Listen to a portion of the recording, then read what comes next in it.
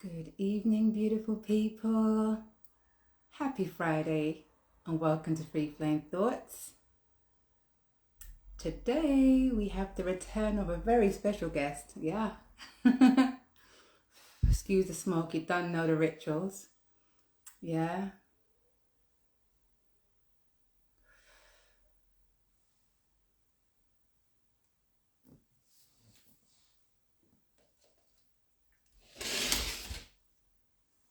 So tonight we have the return of King Nigel. We're going to be discussing a few things. I guess some more superstitions, but zodiacs, energy and vibration, and so much more. So let's wait for him to pull up on the live. Well, he knows I'm going to be on now, so yeah, he should pull up any moment now. And then meanwhile, let me pretty up myself, car. All right. Nigel, where are you?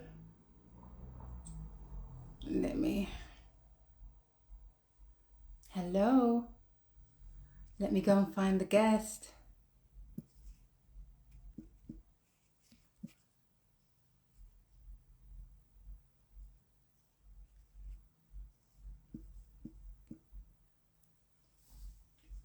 Hello, Fifi. Hello, sister. How you doing? Fifi Lala. Ah, dear. Fee, you know when you're a bit tired but you still want to go out? I'm in that mood again. All right. Hello. Hey, what's up? I'm good. Let's position me. Sometimes I get it so right until someone comes on and then it's and I'm all over the place. So let me position myself. King Nigel, what's going on? Nothing, just chilling. You good? I'm good. Welcome back on the New Year vibes. Good to Yeah. be. Before we get into it, I'm just gonna send some love and hugs and everything to my sister, who's there on the live, a whole heap of hearts, every color that you could possibly think of. Yeah, that's that. All right, Nigel. So welcome back. I think it's probably how much episodes have you done now? This is your what, fifth? I lost count, quite a few. At this point, we're gonna be co-hosting, right? Yeah. All right, so welcome back, sir. What have you been up to today? Before we get into the layers, as we do, tell me what you've been up to before coming on the live.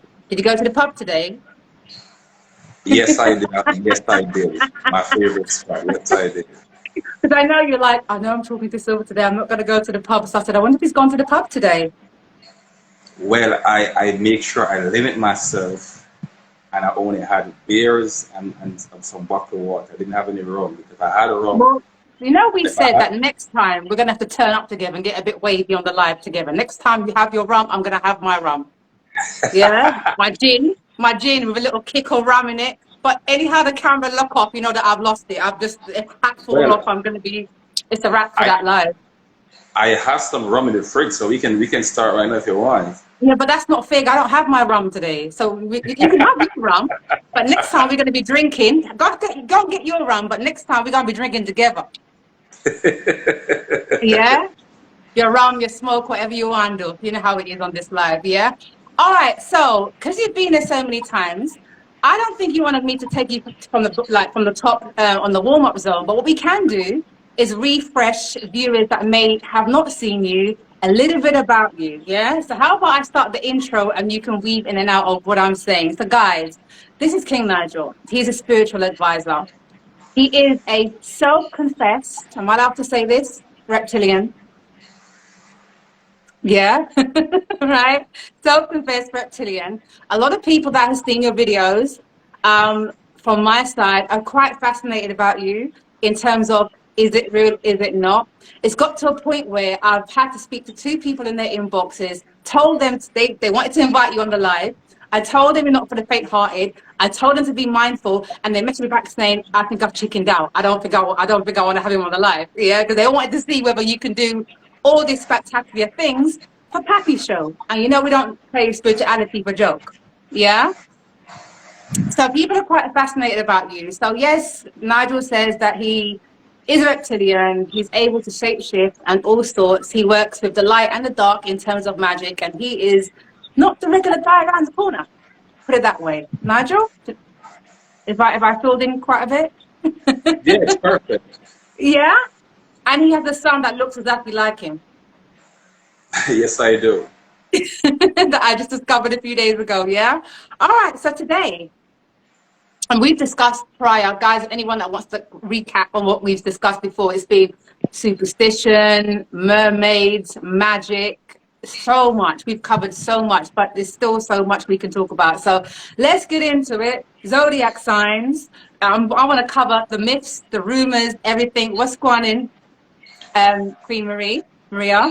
I want to cover, so we're going to do the zodiac signs. I want to cover the myths about it, etc., etc.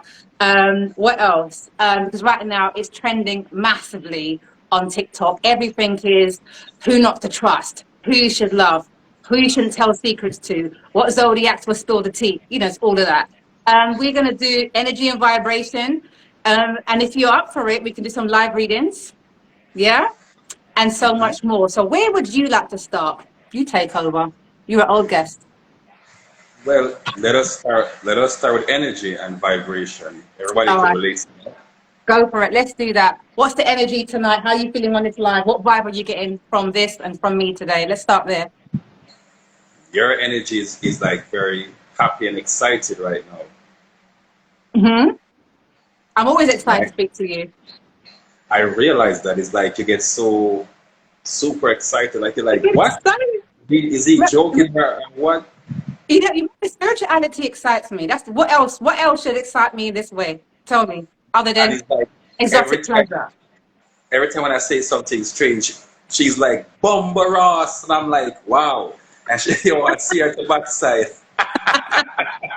I'm excited. Put me in a circle of people that are all about the energy, and I get so excited. Even if it's dark or light, I'm always fascinated. So take me through it. Let's get into it. So energy and vibration. All right, guys, it is quite simple.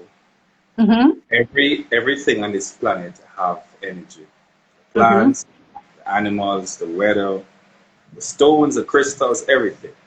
So, for example, let me give you a very simple example. You're by the pub, for example, and you're with your friends and your mates, and you're chilling. Mm-hmm. And then a guy came by and said, "Oh, Maria, can I have like a beer or a bottle of water?" You give the guy the bottle of water because you know you have a good heart. Me, you know, I said, you know, Maria, that guy right there, I don't like his energy. If I was you, I don't talk to him.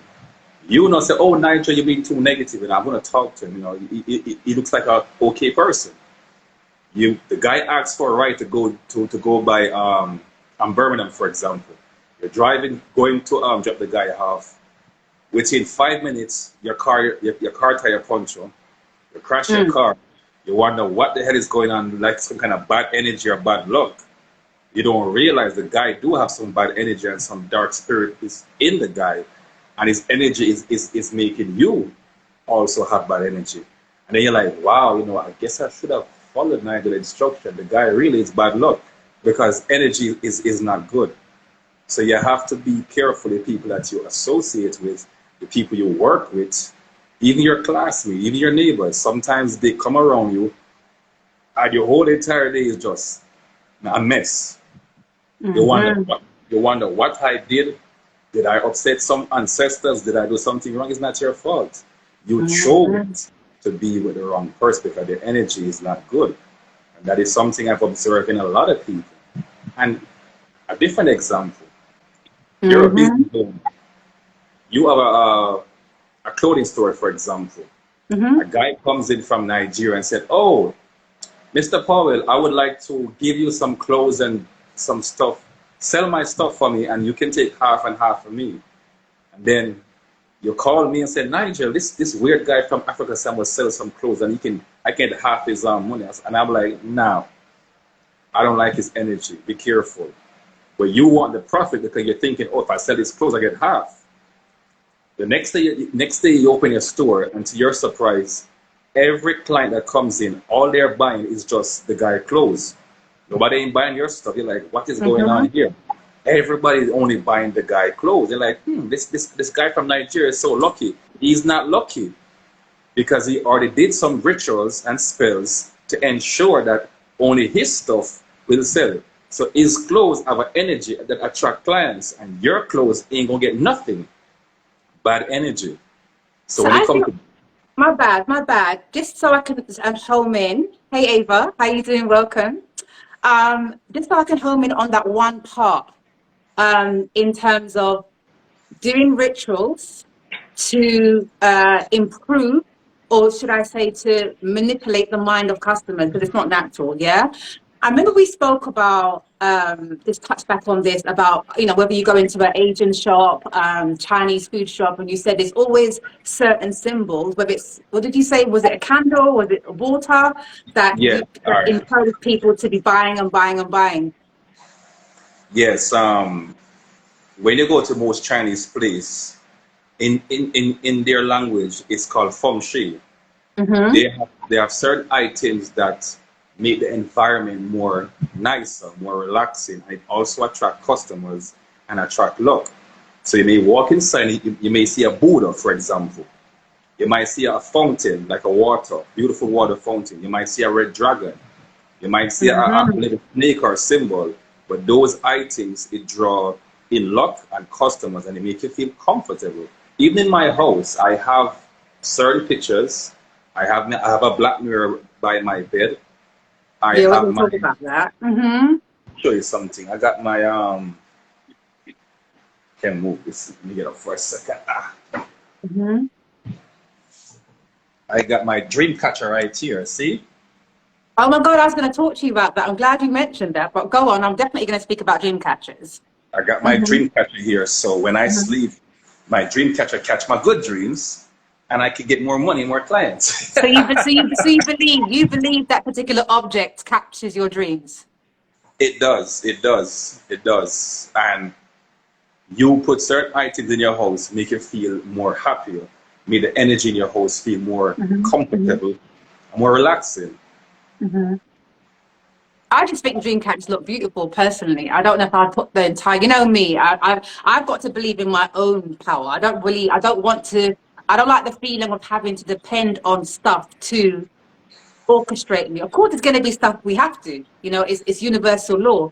But that's interesting. That's interesting. I saw a video only a few days ago. So I did put a post out on Facebook saying, "What's your thoughts on dream catchers?" No one really responded to it too much.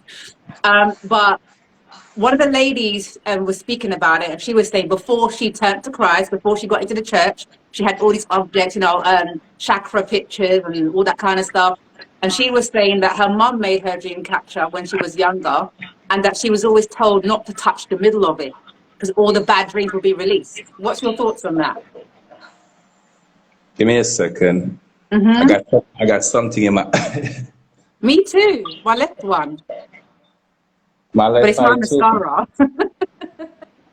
Guys, while Nigel is sorting out his eye, whilst I pretend my eye is okay, because I've got mascara in mine as well, yeah. Does any of you guys have dream catchers? Do you have any? Do you like dream catchers? I think they look pretty, personally.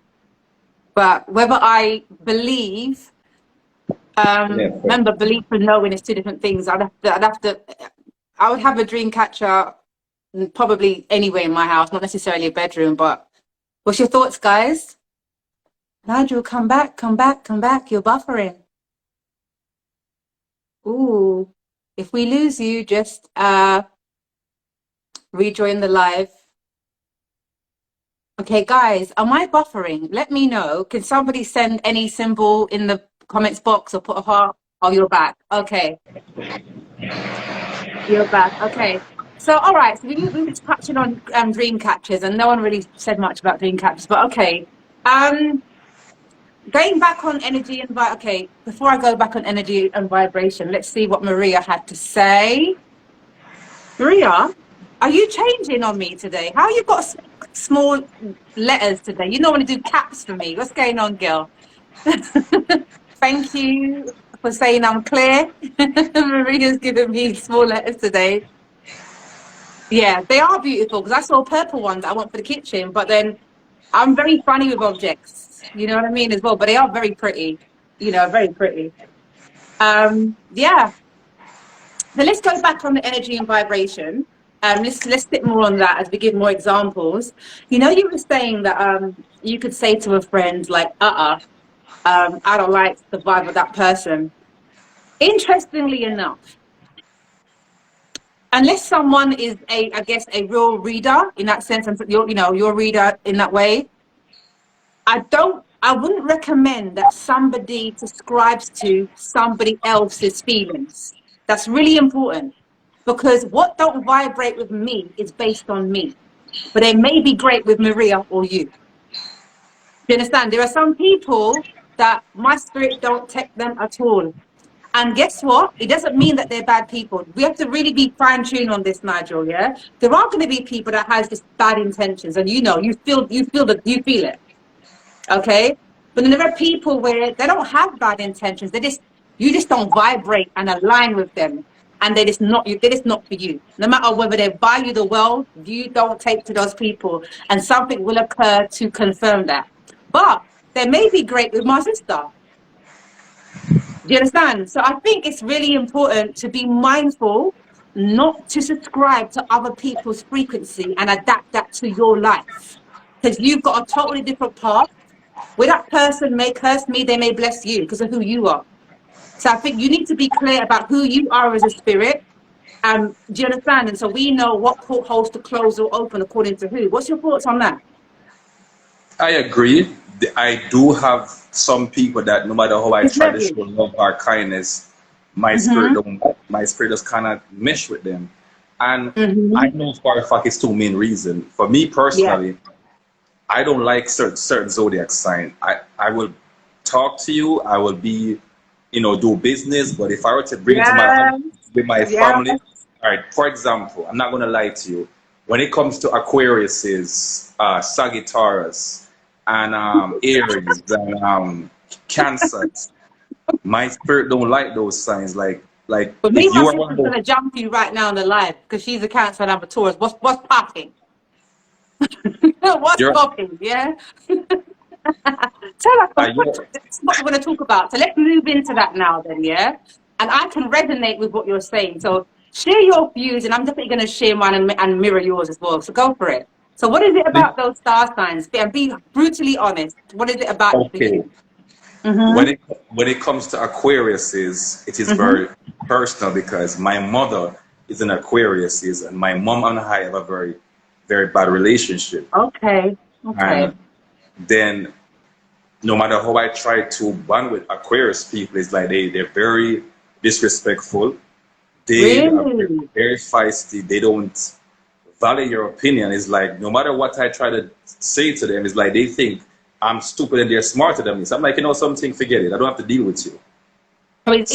May I ask a really relevant and valuable question here? Do you feel, or from your observation, because I know I definitely can confirm this, that the male star sign is different to the female slightly? Let's say the male Aquarian to the female. I've noticed the slight difference between the two in any star sign. What's your thoughts on that? Yes, they're different. There is. So with Aquarians, is this your experience with both genders? No, mostly female Aquariuses. Is there any Aquariuses on this live right now? Yeah. So I want to carry on to continue to tell us about Aquarians, and let's see if anyone can relate to who they are. So what else is it? So you don't get on to them because it's personal, and you find that they don't value what you have to say. This is Aquarians, so do you feel like they act more superior? Is that what it is? Yes, that's just my personal experience. When it comes to Aries, my youngest sister is an Aquarius, and she's very aggressive. And it's like night and day, and it's like she would say the most hurtful things to me, and I'm like, wow. And so she is like very stubborn and straightforward, and is like she'll just say anything, and she don't care whether you like it or not. And then she sounds like you. No, not really. Bro, I'm on your Facebook page. Yeah. You don't give a fuck. Yeah, go on. But Aquarius, like when it comes to business, they're great business people. But when it comes to like having a friendship with them, you have to tread very carefully because the least you say, they'll cuss your ass out. Okay, Yes, so let's confirm. Sorry, Nigel, for the viewers. We're talking about we're talking about yeah, Aquarius at the moment, yeah. So I asked for feedback in terms of Aquarians. Let's see for one moment what people have to say, yeah. Aquarians, in my experience, my sister says, can come across very emotionally detached, very aloof, so that's distant. But they are very sensitive too, yeah. And somebody else says, yep, okay. So carry on. Give us some more tangible evidence on Aquarius. Let's go through it. Go on. So that's Aquarians. yeah, and when it comes to Cancer, Go Cancers on. no. Nigel, be careful. My sister's a Cancer and I love her very much. If she's on the live, I'm gonna thump you up, yeah? I'm being honest right on. So it's gonna No, rough some, keep 100. I'm playing. I'm playing. it's gonna run some shows, but I'm just being honest, guys. All right. Oh, so keep it 100. Keep it 100. Go for it. When it comes to cancers, no, cancers are very, very revengeful people and very petty. Like they You would say, said that on another post. Yeah, go on. Carry on. "Oh, Nigel, I bought that shoes for you, and I bought that shirt, so you owe me. And matter of fact, Oh, I'm gonna come look for you, and I want this, and you have no choice. You got to do it." I'm like, "Excuse me, I gotta do it, so really?" you experience Cancerian women are what would you say? So you said petty and very revengeful, and And so they keep a checkbook controlling. on what they bought you, for an they're example. they're controlling, they're manipulative, and it's like they want to tell you you gotta do this, or I would tell the whole world that I bought this for you, and I will embarrass you, and they will come on Facebook and they will hurt you the worst way. Do you know what's interesting about what you're saying? Okay, this is so interesting. There's only one person I know that so far doesn't come across like a typical Cancerian, and that's my sister on the live. And I said this to her. Yeah, do you remember this being me saying this to you? Yeah, she's the only person so far that I've come across that other Cancerian women.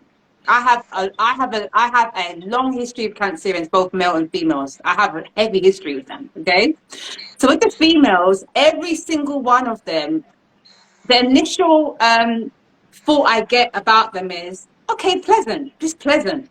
But there's always something I don't like. There's always this. I've never really bonded with Cancerians. There's always something, and something pops up, and it's always something treachery, drinking with you, but highly jealous of you. The experience I've had with Cancerians, yeah. Now with men, again, I say I don't tend to bond very much with Cancerian women, yeah. The men, I'm so drawn to them that if a man told me he's Cancerian, I gotta be checking my heart 3 times. Yeah, I'm so drawn to them, so I'm drawn to their charisma, their humor. They're so humorous, extremely playful. But every single Cancerian man, even whether it's my siblings, my son, ex-boyfriends, yeah, you'll be drawn to everything, but you would never be able to really emotionally connect. They're not communicative individuals. Every single one I've met in my entire life, they're full of banter, but they're not about real talk.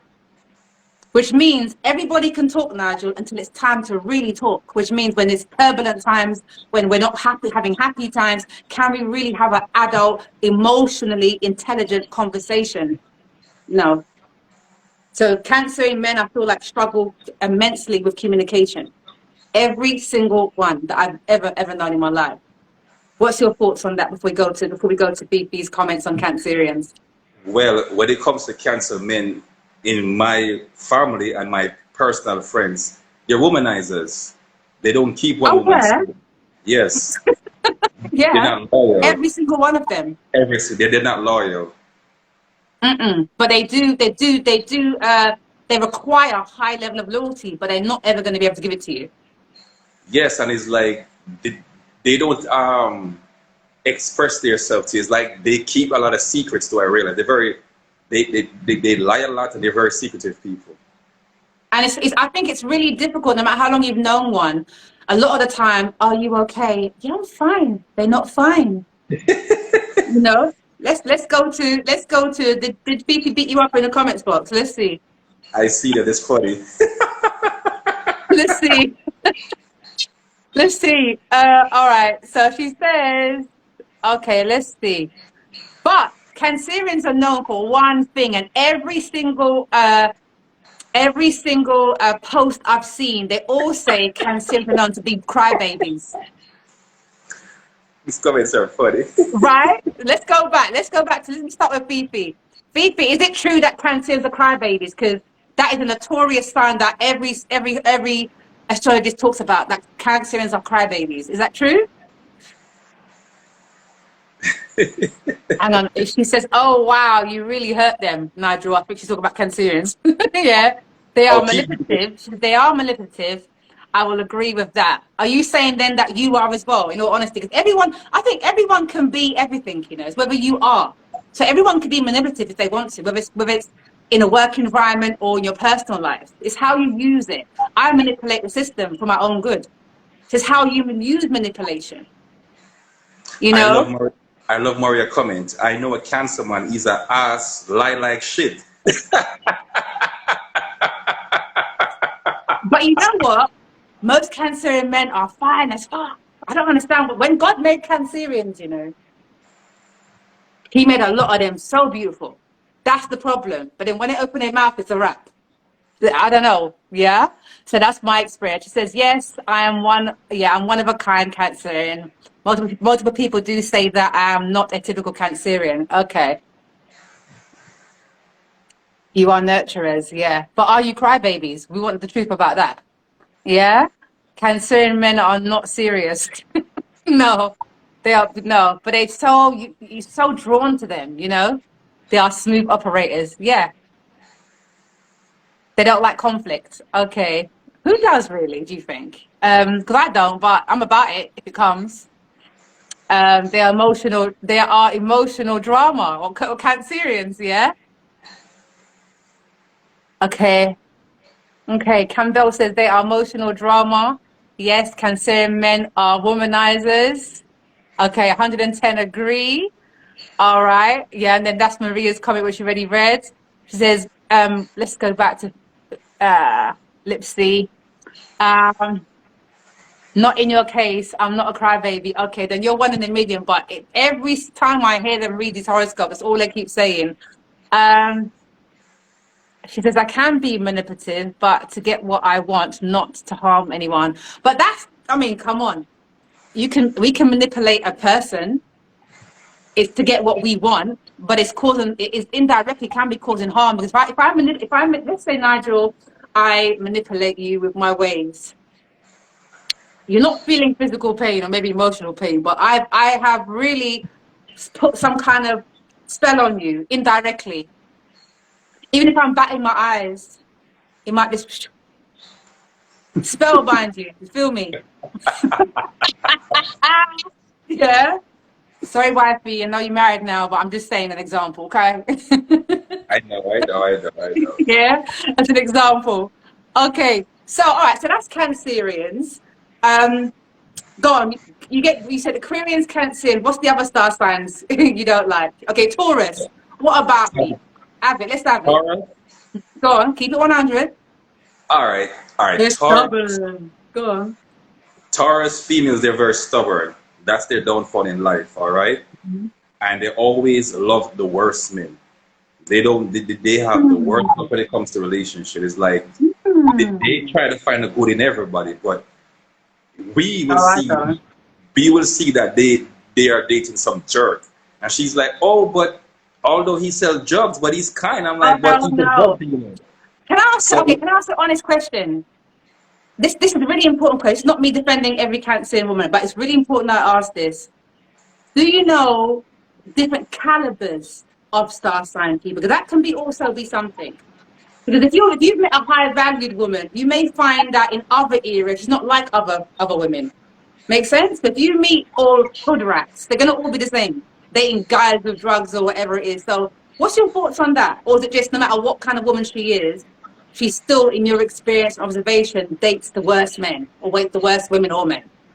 Well, there's certain features that all Taurus women have, whether you're rich or poor, black or white. You're all Mm. stubborn.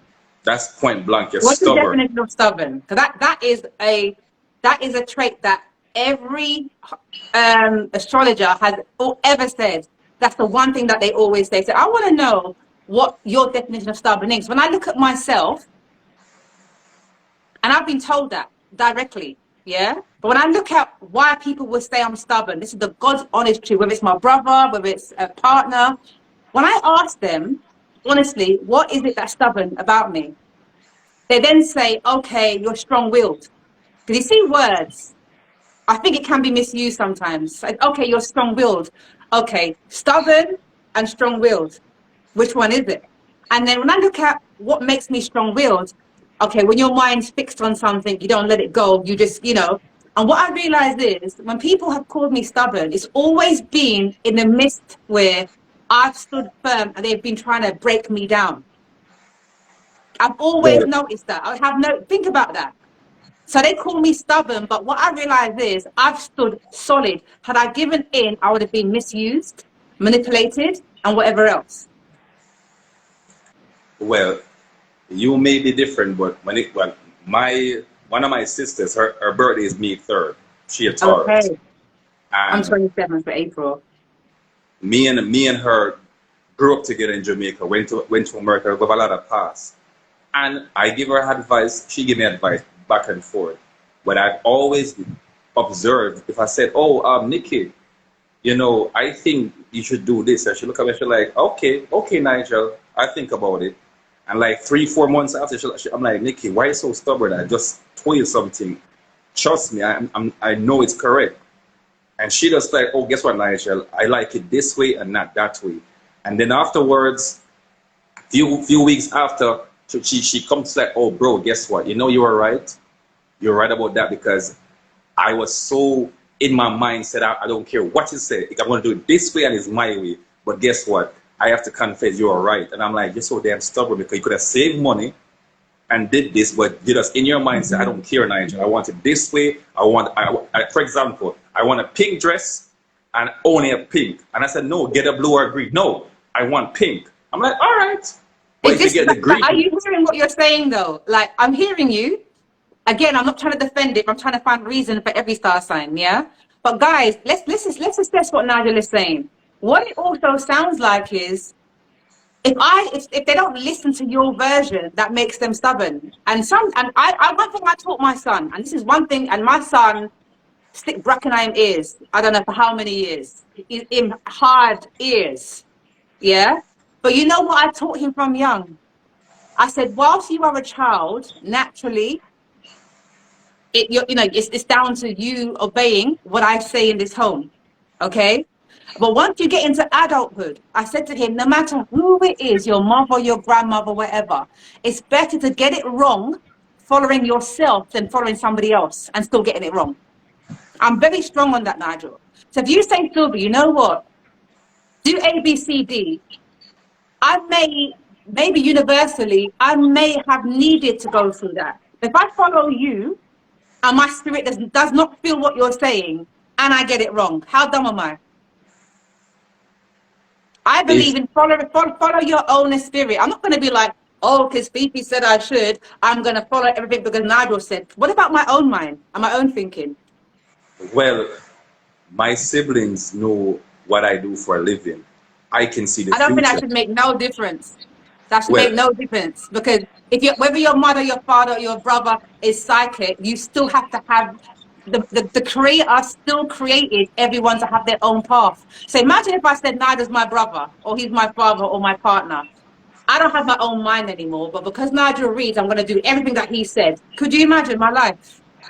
I'm not saying to do everything I said, but Right. if you are related to me by blood and you, Yeah. and you see me every day giving total strangers advice from England, Germany, America, all kind of country, and they pay me to talk about their past and their Yeah. future. Yeah. And, Yeah. and they said, Nigel, yes, what you said is true. And I said, sis, you know, my spirit is saying you should do that. You're like, oh, Nigel, you know, I don't. It's, in my mind, with Taurus, they are strong-minded and they don't value anybody's opinion. They want to do things their way or the highway, no matter what you tell them. People say that. A lot of people say that, and a lot of astrologers do say that. I think And that I can relate. Like I said, I can relate. I'm very honest with who I am. I'm going to go to Lipsy's, Fifi's comments in a minute, but I can relate to what you're saying. I can agree to actually everything you're saying, but I can also find reason for that, you know? And I feel like, again, it's a bit like when, let's say, a partner seeks a woman to be submissive. I'm going to use it as an analogy just for a minute, guys, yeah? You will find that that person, no matter whether they are clear on their own vision, whether they are leaders or not, they still want you to submit to their blind ways. Do you understand? So a woman like me, whether you are woman, man, brother, partner, if I am without my own vision, I will for sure submit to the advice or to the action of that person. I will. There's no way. I think it's a very unwise thing to walk around thinking you know everything. And so in that sense, I wouldn't be stubborn. But if I'm around people where I can see the areas they're talking to me about, your life doesn't reflect what you're talking about. That's when people has felt and definitely will continue to feel like, I don't give a shit about anything you're saying because your life does not mirror what you're talking about. But there are a lot of advisors out here, even on social media. The world is, we have a lot of street counselors. But when you go behind the scenes and look at their life, it doesn't match up, my brother. And that is for me. I don't know what you guys think, but that's where I stand. You know, but yeah. So basically, because they don't listen to you, or you find them stubborn, that would be your reason. Is that the sister you don't? Is that the one you don't get on with as well, the sister? yes. Ah, okay. Right, so let's read the feedback, and I'm definitely going to share the people that I'm not drawn to. Yeah. Okay. Yeah. Don't tell me your star sign until I tell you who I'm not drawn to. Don't tell me, yeah? All right. So we're talking about Tauruses. And just as you finished with Cancerians, and Lipsy said it's all love, yeah? Okay, let's have a look. Okay, the bull. That's the thing, the bull. So as soon as I meet people, they're like, oh, are you bull in the china shop? Lipsy, have you ever seen me mash up shops with my horns? Unless someone tried it and I warned them. And if I've warned you, it's a wrap for you, motherfucker. It's a wrap. It's a wrap. I don't care if you're a man, woman. I don't care who you are. Man, woman, mother, father, it's a wrap. But I have to warn you. Yeah? So I love Tauruses. My mom and my grandson. Okay. Campbell says that. Okay. Lipsy says, haha, my mom and my sister Silva are Tauruses. Tread lightly. Don't fuck about us, you know, you understand? Don't. Let me tell you, I love so deeply. I love so deeply and tremendously loyal. But you see, when you tread past and I've given you the blueprint of who I am, it's a wrap for you. It's a wrap for you. Let me see. The Taurus woman, Lipsy says, the Taurus woman I know love their fashion. Voila. Okay. Very well put together. Well dressed. Yes, absolutely. Fashionistas, absolutely. Yeah. Shut up, Nigel. Yeah. All right. There's no breaking down a Taurus. They stand their ground. They stand firm. I'm solid. I'm always telling people, and man, I'm solid. Yeah. We're strong, but you know, I have no issue in showing my sensitive side, my weak side, my vulnerable side. That's very important not to fake it. You know, there are times where we have to front in order to carry on in life and survive. But in general, I think a lot of people like to be like, oh, I'm strong all the time. And they cry the most behind the scenes. So I like to show my balance of vulnerability, you know? Taurus are such helpful people. They give to the ones they love. I even give to the ones I don't love. That's how deep it is. But I've learned to pull back. I've had to learn to pull back. There's only so much I can outpour and throw pearls to swines. I'm being real. You know the saying, you can't keep as Nigel says, seeing the best in people, which is a beautiful thing, but you've got to also be open your eyes. Open your eyes, you know? Okay, Nigel, so what other star sign do you disapprove of? Sagittarius. Guess what? High five.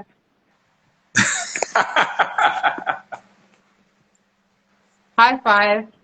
Yeah, we're now talking about horoscopes and who you're not drawn to, yeah? So tell me why you have a personal vendetta against Sagittarians. Is that the males and the females? Both males and females. They're the worst Okay. sign, in my opinion. I don't like them at all. They're very aggressive. They they would cuss you dog rotten, and it's like they in their mind they think they're the best thing since sliced bread. It's like they're so proud and arrogant and just you know I just can't deal with them honestly. Can I ask you an honest question with that statement? And I hear you. Can I ask you an honest question? I'm going to put a statement that I'm going to ask you a question. Someone once said to me in my 20s, he said, and the man said, we often don't like those that reflects ourselves. And I said to him, you're talking crap. You're talking crap. 10 years later or so, I had an experience and I thought all the way back to why he said that. Because it is often said you cannot feel what you yourself don't embody in some kind of conscious or unconscious. I didn't believe in it before, but now I believe there's a strong element of truth. Because how you described that, that sounds a little bit like you. You're very proud. You're very proud, you know? So sometimes we don't, let's say, for example, you got a woman that walks into the room and thinks that she you know, the whole place stops. She thinks that the world stops, you know, before her. Let's say another woman walks in and she feels that same woman, the other woman feels the same. That first woman's going to have an issue with her. She's the same woman. She's exactly the same as the other woman. But because there's two women now mirroring that, they're not going to like each other. Makes sense. It's so interesting, though. It's how us humans can feel, you know, it's a bit like me. My personality is loud, but I'm not a loud, say, vocal person. But yet people that walk in a room have to be, they irritate my spirit. I know what is very well. I wouldn't say strange. It's just to me ironic. Mm-hmm. I am a Sagittarius rising, and I'm an Aquarius moon. The two signs I hate, Aquarius and Sagittarius. Okay. Strange. Oh my God, little niecey's a Saggy. No way. She's adorable though. Yeah, okay. So does that mean you've got Saggy in you? Because for what you've described, that's how Yes, I see you, Nigel. I'm not gonna lie. yes, I do have aspects of both Aquarius and Sagittarius, and yes, your sister is right. What you hate in yourself, you don't like in others. That is facts. That is true. It's so That is interesting, isn't it? It's so reflective if we think about it. And by the way, I have a brother and my father's Saggies. They're very much, very, very similar. Very similar. And let me tell you, as for my dad, he's the kindest man in the world. He'll give you half of his dumpling, half of his pound. But let me tell you, Jesus Christ, I've never in my life, for 46 years, God bless me on this planet, hope to have another 46 at least, have ever met anybody where they want it to be their way. My dad is a person, we're having a conversation, no matter who he talks to. If you don't agree with what he's saying, it's a wrap for you. You're actually an enemy. And this is a word that I don't like to use because it's so trending right now. Brace yourself. But very narcissistic. Extremely. That my father likes to be in places where they love him and he's in awe because he's very well known. He's very, very well known for what he does. Yeah. Typical soca DJ, done everything, music, everything. And he loves to be, I mean, we all love attention to a certain degree, but I've never come across anyone like it. Like you literally, it's a one-way conversation the whole time. I can be that way, but when you want to express who you are to somebody, but I'm talking about in a sense where every dialogue has to end with them. That is how they are I've because never seen anything like it in my life. it's a trait in all both males and females because I I have don't know any aunts. Sagittarius women. Do you know that? I don't think I don't know any. I've never had a Sagittarian female friend before. I have many aunts, uncles, cousins, both males and females, and they have the same trait. Like you have a conversation and they don't value your opinion. It's like in their mind they think you're stupid and they're way above you. And I'm like, okay, keep talking. And they'll talk for hours and I'm like just listening.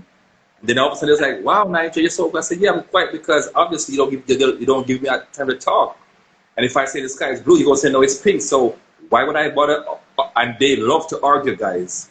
They are very Always in argumentative a people. mix-up. Always in pasta pasta. I've never seen anything like it. And it's That's like they're interesting. yes, and they're very hot-tempered people. Like if you say the wrong thing, they will mess your ass up. So I tread lightly with Sagittarius people. In what way mess your ass up? Yeah, they will fuck your ass up. They want to fight. They want to punch it. They want to stop. Like, don't ever cuss a Sagittarius person. My father's in his 80s and he will move to you. He's in his 80s. And he said to me, he said, you know what, Sil? I forgot my age. I forgot. Like he forgets and he'd be running for the bus and his legs will give way. Literally, he actually has a very young spirit. So if someone disrespects, he will move to them. I'm talking about now in his 80s. So I think you're right about that. But my brother, I guess more milder tempered, but it's in there. You know. So was there another star that you didn't like, wasn't it? Those Or was are that the. it? That's it. It's your turn. All Let right, me it's my hear your turn. opinion. Oh, yeah, All right, before I'm I go curious. on to my turn, let's go to the comments so I can keep up with them today.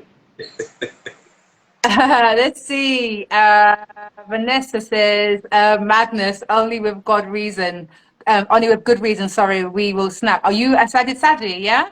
Or Yes, she. cast you out? Oh, we are the sweetest son. Okay, we bring love. Yeah, my dad's very generous. My brothers, they're very generous, but Lord have mercy. I've never seen anything like it. Yeah, yes, that's true. We don't like in each other. Okay, you read that part. Okay. My partner and I are both water signs. We don't like about each other what we see in ourselves. Yeah, that's what I mean. You know, sometimes it really is that. And Lipsy says it's like looking in a mirror. Hereby Chi says it's true. One finger pointing, three pointing back. Yeah. Yeah, she's a shaggy. I told you, don't let the little cuteness fool you. Okay. Well, okay, here's my one. Well, Saji was my first, so that's the first one. I realize that I'm not fond of Virgos. And it's so strange I would say this because my sister would tell you, I'm never, yeah. My sister would tell you, I'm just please back me up if I'm telling lies, let it be known. I'm not usually one that says, oh, I don't want to be friends with that person. I'm not driven by star signs like that. But you cannot deny the truth and similarities what you see. So clearly there's some truths in it. Okay, I'm just not dictated by it, as I always say. I don't know what it is, and I never realized till recently whether you're a relative, whether you're my blood sister. I'm being real. Blood sister, relatives, more than one relative, or even friends.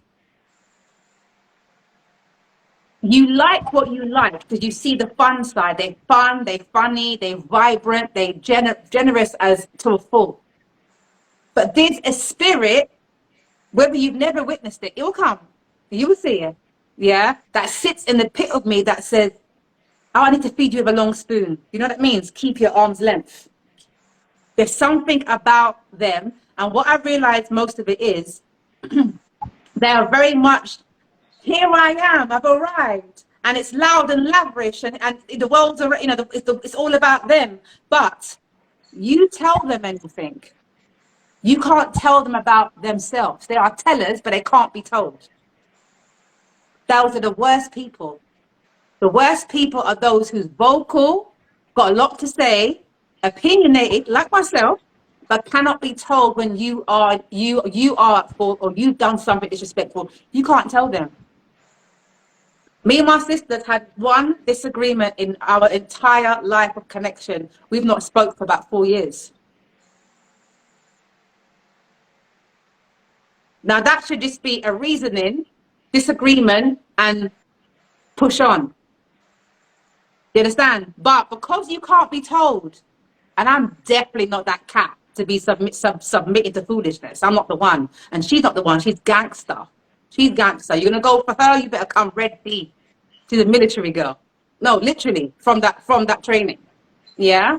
But at the same time, you've got to be able to look at yourself. You can disagree, but look at yourself.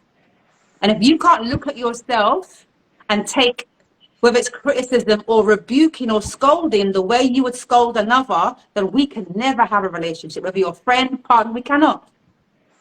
So that's what I've realized with Virgos. They can't be told.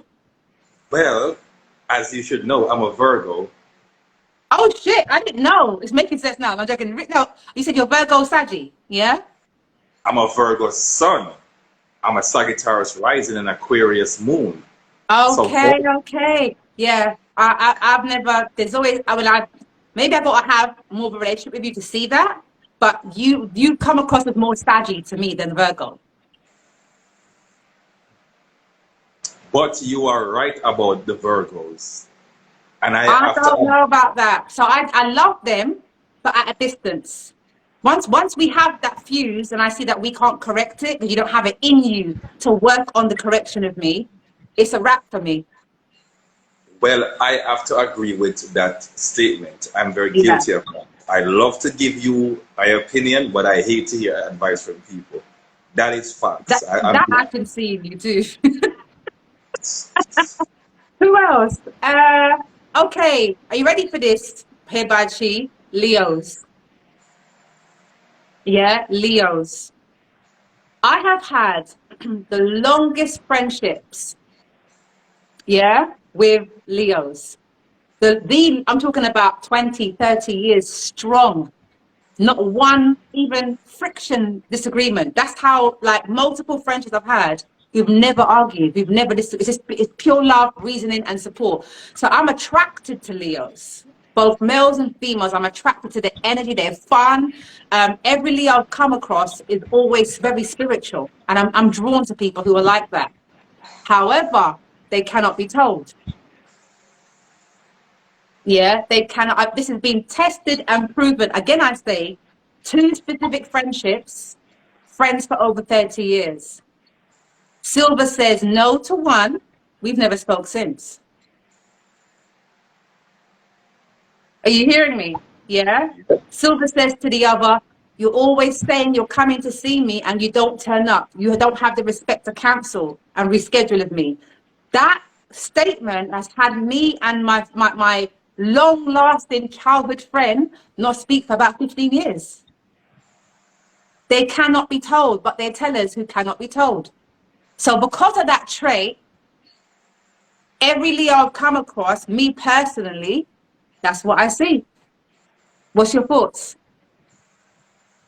But I'm naturally attracted to them. But you see, if I cannot, sorry, Nigel, if I cannot, here's where I'm at, guys, as we push on this part of star signs, and maybe you can add more to that. Here's what I want. Here's where I'm at with people. Whether you are my mother, brother, lover, or friend, or even neighbor. Life is not all about smiling and laughter all the time. It's going to be uncomfortable conversations. And when it comes to turbulence, like a plane being rocky, that is when I pipe up and I'm watchful. Because that is where you see someone's true character, when the sky is not blue and the sun is not out. Everyone's attractive when the sun's out. Even the most miserable neighbor, you would love them when the sun's out. But when you have a disagreement or discord, I now look at the character of, can you work through things when things are turbulent? Can you initiate an apology?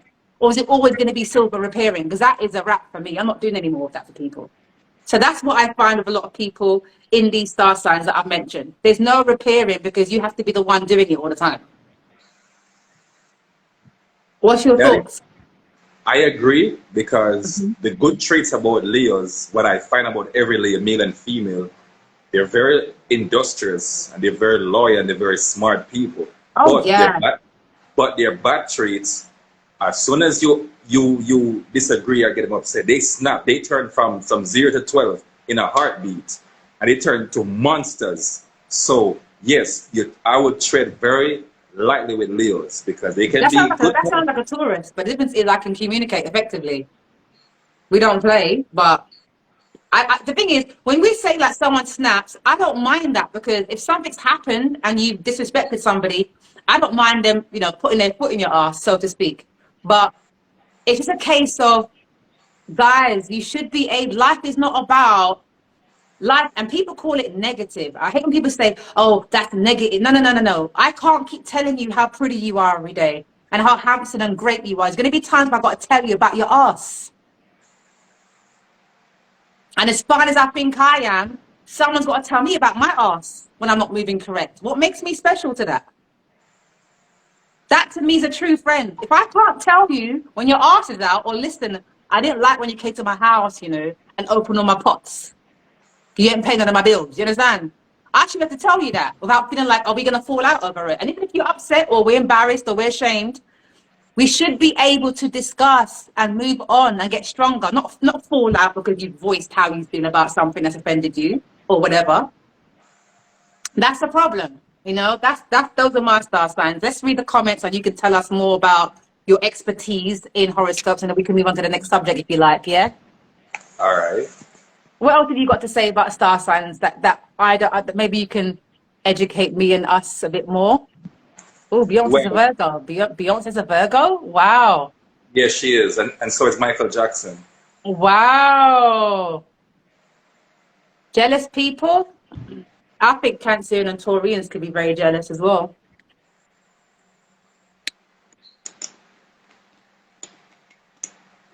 Yeah, Nigel, go ahead, my darling. Um, Can when I it stand comes the to, rain? Go on. when it comes to zodiac sign, guys, you're not just ruled by your earth sign. You're ruled by your for example, your sun sign is who you are. I'm a Virgo. So I'm a Virgo, right? Mm-hmm. My moon sign is Aquarius. That's my emotion. So emotionally, I am an Aquarius. All right. My Mm-hmm. rise, my rise in the Sagittarius. That is Mm-hmm. my that is my ego side. So when I get angry and cuss your ass out, that's me being a Sagittarius. I don't really know Sagittarius to be cussy. It's really, that might be the Virgo side of you. Virgo will tell you about yourself, even if they're the one that's causing the problems. So you are not defined just by just your sun sign. You're defined by your moon, your sun, and your rising. And as I said Mm-hmm. before, males and females are different based on their, male or female based on your energy. So Yeah. a female Virgo is not like a male Virgo and vice versa. Okay, so Maria's added a really valuable point. She says, may I just say, it's not about the star sign, it's the time you were born, morning or night, would like to come. Yeah, okay. So Maria wants to join us for a minute. Is that okay with you? Of course, she's a Yeah, good friend of mine. yeah. Maria, come true. Come and add some value on this as well. That'd be amazing. Come true, Maria.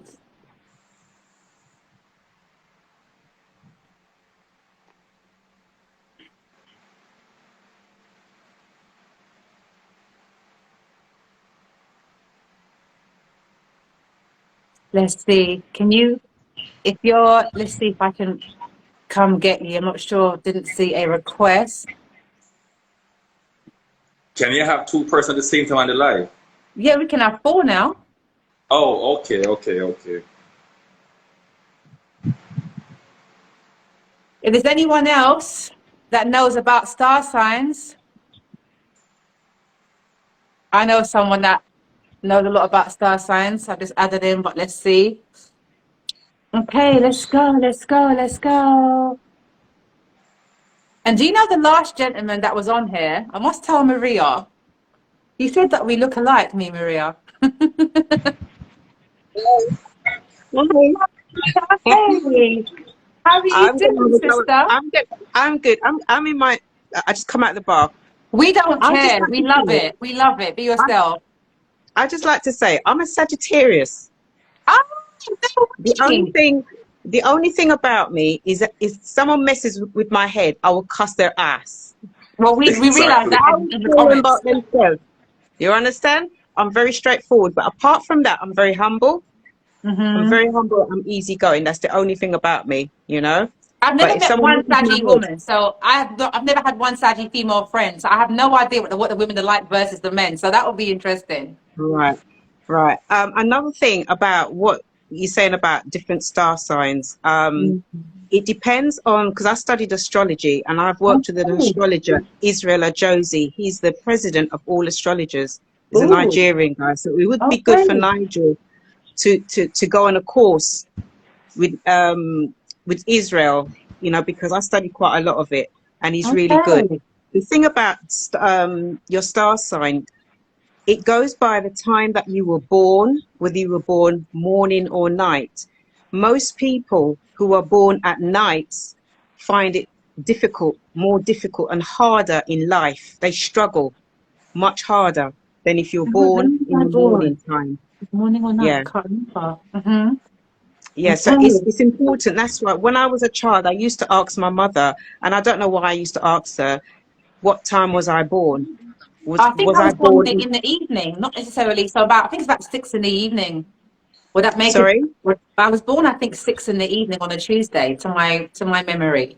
It's a kind of in between, but people were Ah, born at night, you know, anytime say from 9 o'clock ah. onwards in the night, tend to struggle a little bit harder in life, and they go through much harder stuff in life than those who are born in the morning time. And it also goes Okay. under the planet that you were born.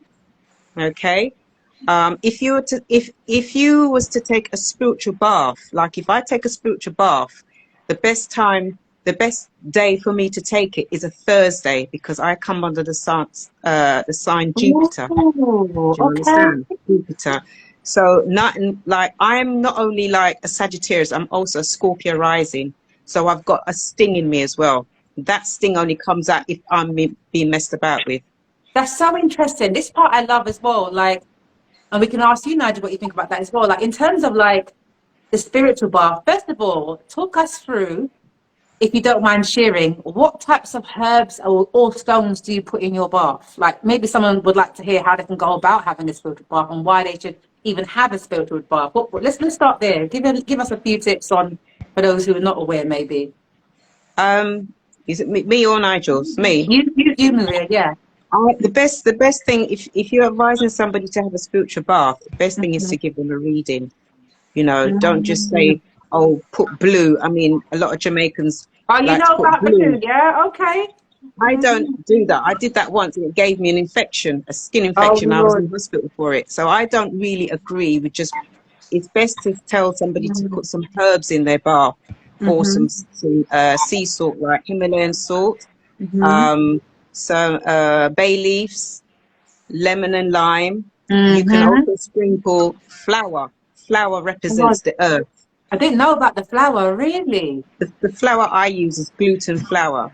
So Oh, wow. yeah, sprinkle roses, any flowers that you like, that you really like. Yeah. So But the best thing to with do, these, sorry, Maria, go ahead, darling. the best thing to do is to give somebody a reading before you advise them, because you need to see where their problem is lying, whether it's coming back from trauma from childhood. You Mm-hmm. understand? Mm-hmm. Yeah.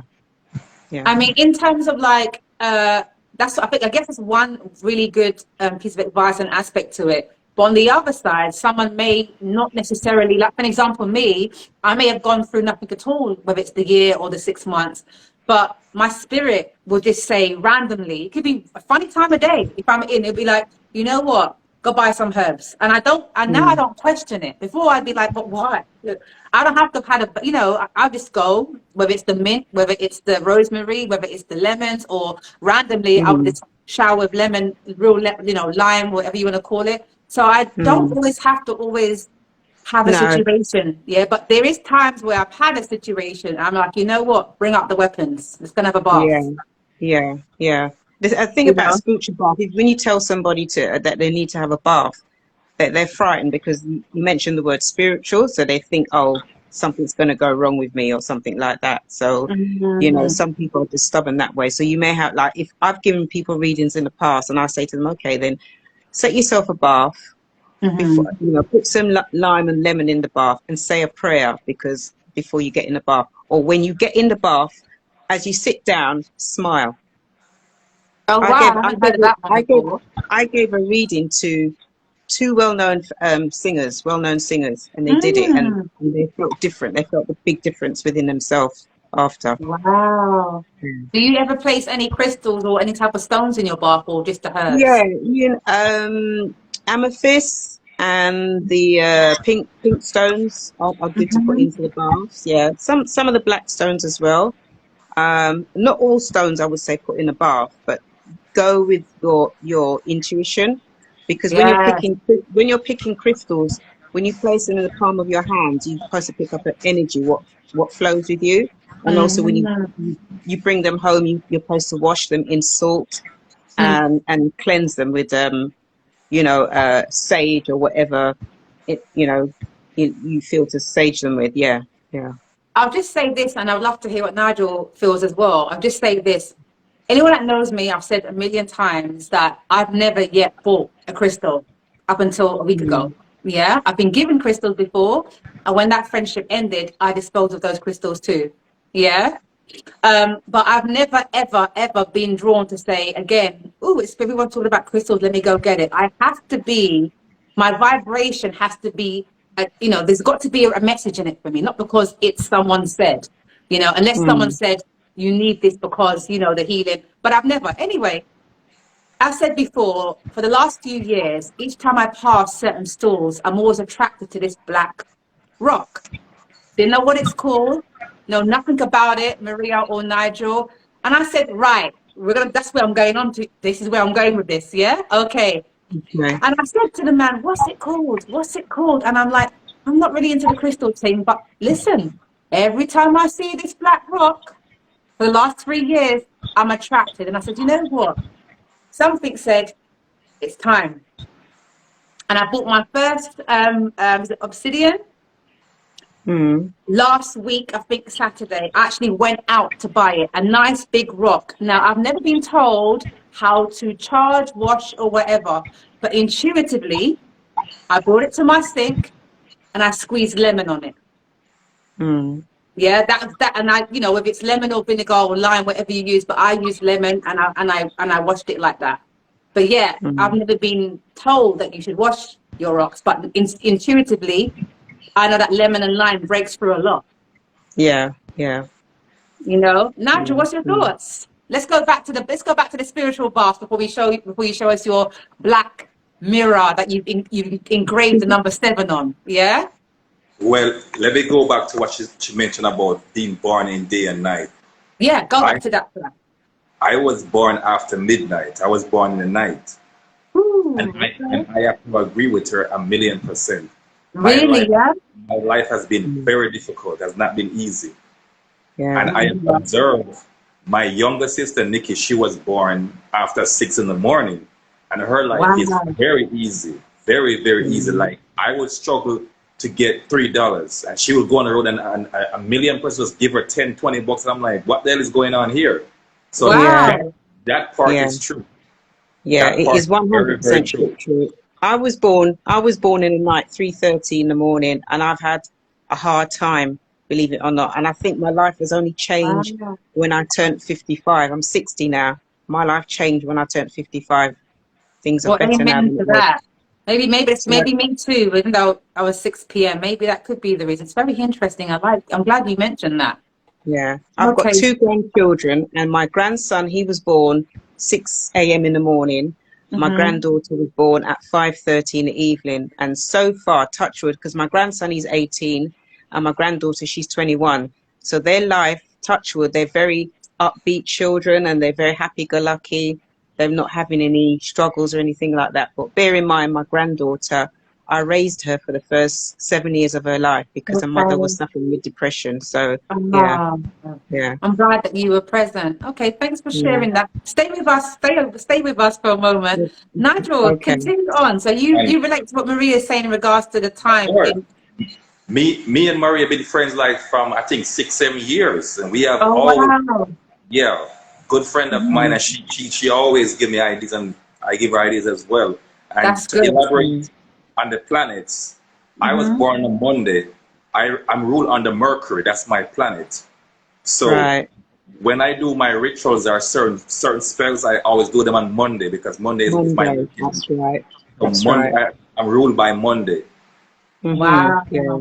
I'm Thursday. Do you know what day you were born? I was born Sheila? Tuesday. Tuesday. So I believe Tuesday. my African name is Abena when you're born on a Tuesday. You know, you have certain Tuesday. names Yeah. apparently attached to what days you were born in African tribe tradition or whatever. But yeah, on a Tuesday. Yeah. A Tuesday. Yeah. So Tuesday would be the day for you to take a spiritual bath. Yeah. Yeah. Is That's that it. how you do it according to the that's Yeah. interesting. I Yeah. think I probably Yeah. do it when it calls me, but I Yeah. would also bear that in mind that the Tuesday is prominent. And I'll look into that. Yeah. Yeah, I'm not That's saying to something new. people who are watching, definitely have your bath, spiritual bath on that particular day. Do it when you feel to do it, but I'm just saying that those are the days. Yeah, yeah. Do you feel like it's more do you guys both feel like by doing it on the day you were born it's more impactful? That's what Yes. I more feel that way if you find that you had a lot of struggle in your life. Yeah, I think so. Yeah, yeah, That is yeah, new to me and I'm really going to look into yeah, that. I'm excited to see how that mm, would be. I'm going to try it. yeah. I'm going to And when try it it. comes to spiritual bath, you ask what herbs I use. Yes, I please. Come use on. I use the lemongrass, the aloe vera, and the sage, and sometimes the mints, and sometimes I can also use frankincense. Those herbs I utilize when I'm bathing people or bathing my personal self. Is it frankincense, the stones one, yeah? The frankincense, the raw. Yeah, you can boil it, and when you have a nice brew and it's cool, you wash yourself with it. Okay. Mm. Do you think it makes a difference when you're having spiritual baths? I know some will recommend you actually wet your entire crown all the way down, but do you feel like you could still have a positive result by not wetting your crown and just having it from the like face and going down? You have to Yes. wet. You have to wet Yeah. every part of your body. You Mm, have to. mm, Okay. Because your body itself is energy, so you got to wipe the energy and change the frequency so you can see a difference in your life. okay. Somebody just said there that I'm a Thursday child. So have you taken a spiritual bath? Just like that person to answer. Yeah. Yeah, I'm a Thursday child. So you come under this Jupiter. Oh, that's my sister. Okay, so your sister. Okay, okay. Mhm. Okay, so try the Mm, Thursday baths and see. mm, Lipsy, have you ever had a spiritual bath?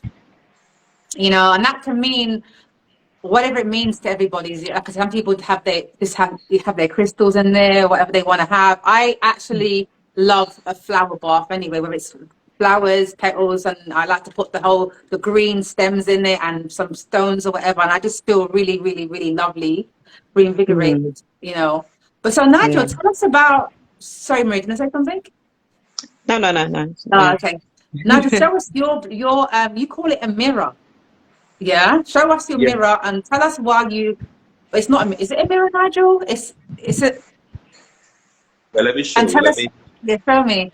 And tell us why you engraved the number 7 on it.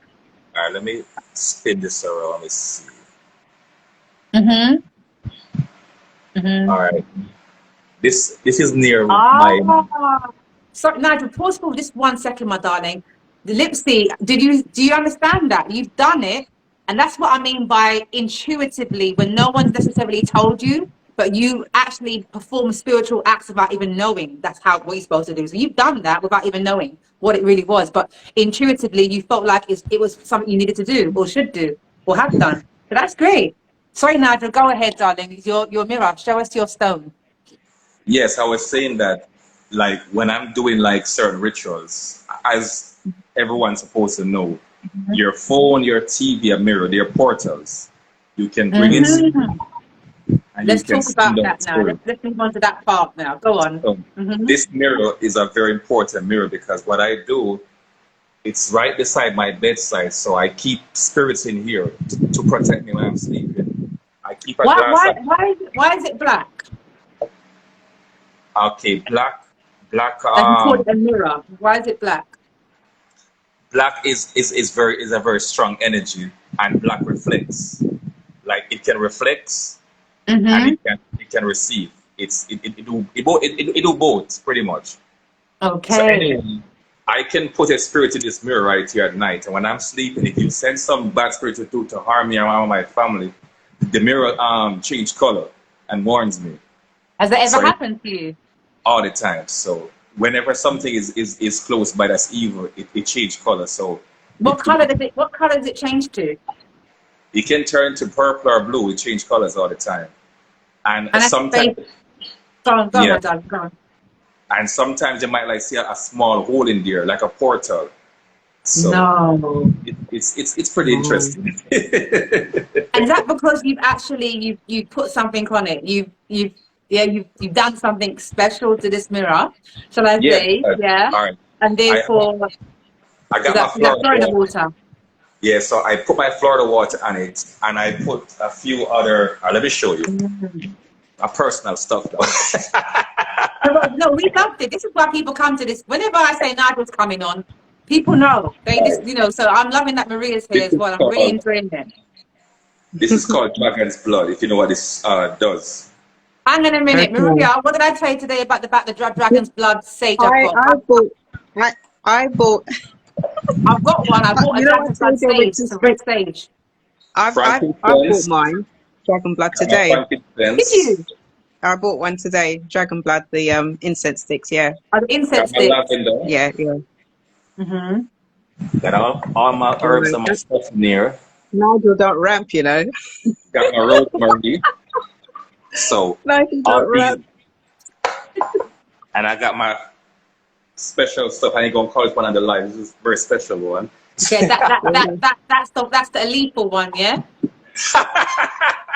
That's the one that will mash up your underneath, yeah? Anyone try? That's why we that's why we kill somebody. That's the bomber ass one. We know that, yeah? Nigel already knows, yeah, that's the one where I'll say bomber ass in the bottle of God. Yeah, so So Nigel, take me back a little bit. I love the little bits you got there. The dragon's blood. My brother said, I remember when I said to somebody, I bought the same. He's like, oh my God, it sounds scary. It does sound scary, but I did a research before I bought it. Obviously, it's just like this, guys, my one, but it's red. But I know that's for special occasions when I really got to bun out something. It's not everyday use. Yeah. So with your dragon's blood, tell us what dragon's blood is? What is it according to what you know? Tell us. Tell those who may not have heard about it before. all right. Let me give you a small example. Yes, Here please. in, here in Jamaica, like you have a thing called parchment paper, right? Yes, talk about it. When you want to pretty much fuck somebody up, to be Mm-hmm. very honest with you, you write you write the person's name on the paper with the dragon blood. You write their name with the feather or a pen, and you can bury it in a graveyard, Oh or my you can God, really? yes you can. You can bury in a you can bury in a graveyard, or you can just call upon certain spirit, and when they smell the dragon blood, they will go do your bidding because the dragon blood it attracts spirits to you. So you see, when they say dragon's blood, according to what you believe, is that actually the blood of a dragon? It's not really dragon blood, but That's what I want to make clear because it isn't, yeah? So I no, always it's not. It's so I not really researched dragon it. blood, but it's called that name because pretty much when you use it, you're gonna see blood. Mm. So you use it for badness, yeah? Yeah, for dark magic. Yeah. For dark magic. I always say Okay, what I really respect about Nigel, and I've said this so many times, even offline to other people, and that's why people find it hard to fathom and believe what you say, is because they're not used to people being this transparent. Nigel is very straight. You're very straight with Mm, what is this and what is not. So that's why I yeah. say he's the real deal. He would just tell you straight. And of course, the things that you're not allowed to talk about, like you said, your little potion and a little black bottle, that I really want to know what it is. Yeah, but hey, that's top FBI secret. Yeah, I get it. Okay. So, all So right. So Maria, go Maria, on. question: what you use your dragon bloods for? I just naturally burn it. I tend to burn it outside on my balcony. Sorry, I'll The read reason, the comments in a minute. Sorry, guys. Go on. yeah, but my spirit just tells me I used to burn it in my apartment, but now I just naturally just burn it out on my balcony. I had a problem with a neighbor once, and that's the reason why. Yeah, Hmm. yeah, So you fix them up. yeah, yeah. My sister said that we need to bring some unicorn sparkles. You're something else, yeah? You're something else that made me laugh. Yeah, only Lipsy, you know. So tell me, so you basically said that you had an issue with your neighbor and that's why Yeah. you burn it. So I was right in thinking again, Mm. intuitively, when I bought it, oh now I'm not taking it out the bag. Something just says to me that ain't the regular bush you burn for everyday joke. Mm. Mm-hmm. So the fact Yeah. that you said that confirms again my intuition. Did it work? Yeah. Did it simmer whatever problems you were having with your neighbor? Yeah. He seems frightened when he sees me. I bun a bush the other day Mm. for the same thing, the one that's a couple doors down. I keep coming home. Imagine I keep coming home and seeing them come all the way in my gate, going all the way in the back of my private property looking for their cat. Mm-mm. I get it, your cats run off, but you got no business going right at the back of my private property all the way around. Let me tell you, Right. when I told this young teenager to remove themselves from the property, they actually went to barge past me, literally Wow. barge Wow. past me. I said, what it is, had you said, excuse me, I know you live two doors down from me, I'm your neighbor, da da da da da, because I don't really know them, but I know who they are. Can I please go and get the cat? I would say fine. But every time I keep, Mm. you're always there. You better believe I come out my house and I like one big bumper ass bush. Mm-mm. Yeah, let me tell you, yeah, I burned a big bush because the energy didn't sit right with me. And you know Right. what it was? It's the cat. The cat came out the bush. It's what the weirdest thing. The cat came out the bush. When does a cat come out of a bush, stand up, look at me in your face like this, and then go back around the same area of the back of my house? That cat wasn't no regular cat, as far as I'm concerned. What It color was was the cat? It was that was black, but the minute I saw the cat look at me like a human being, you know, like, and what? I said, Mm. yeah, all right. well. I can elaborate on that, Silver. Mm-hmm. In New Orleans and Haiti and here in Jamaica as well.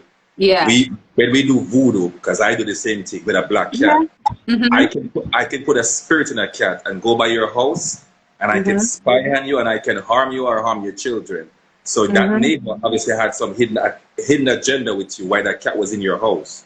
You know what it is? That Mm. cat, as long as, I mean, I've been noticing, I'm not even saying that. See, sometimes, guys, right, I really believe that things are used as vessels, whether it's for the dark or the light. The neighbor in Mm. itself, we don't even know each other's names. We've never had any issues. It's that literally the neighbor in itself. I don't believe they have any hidden agenda. Mm. But sometimes the object is used in a different way for some other reason. Right.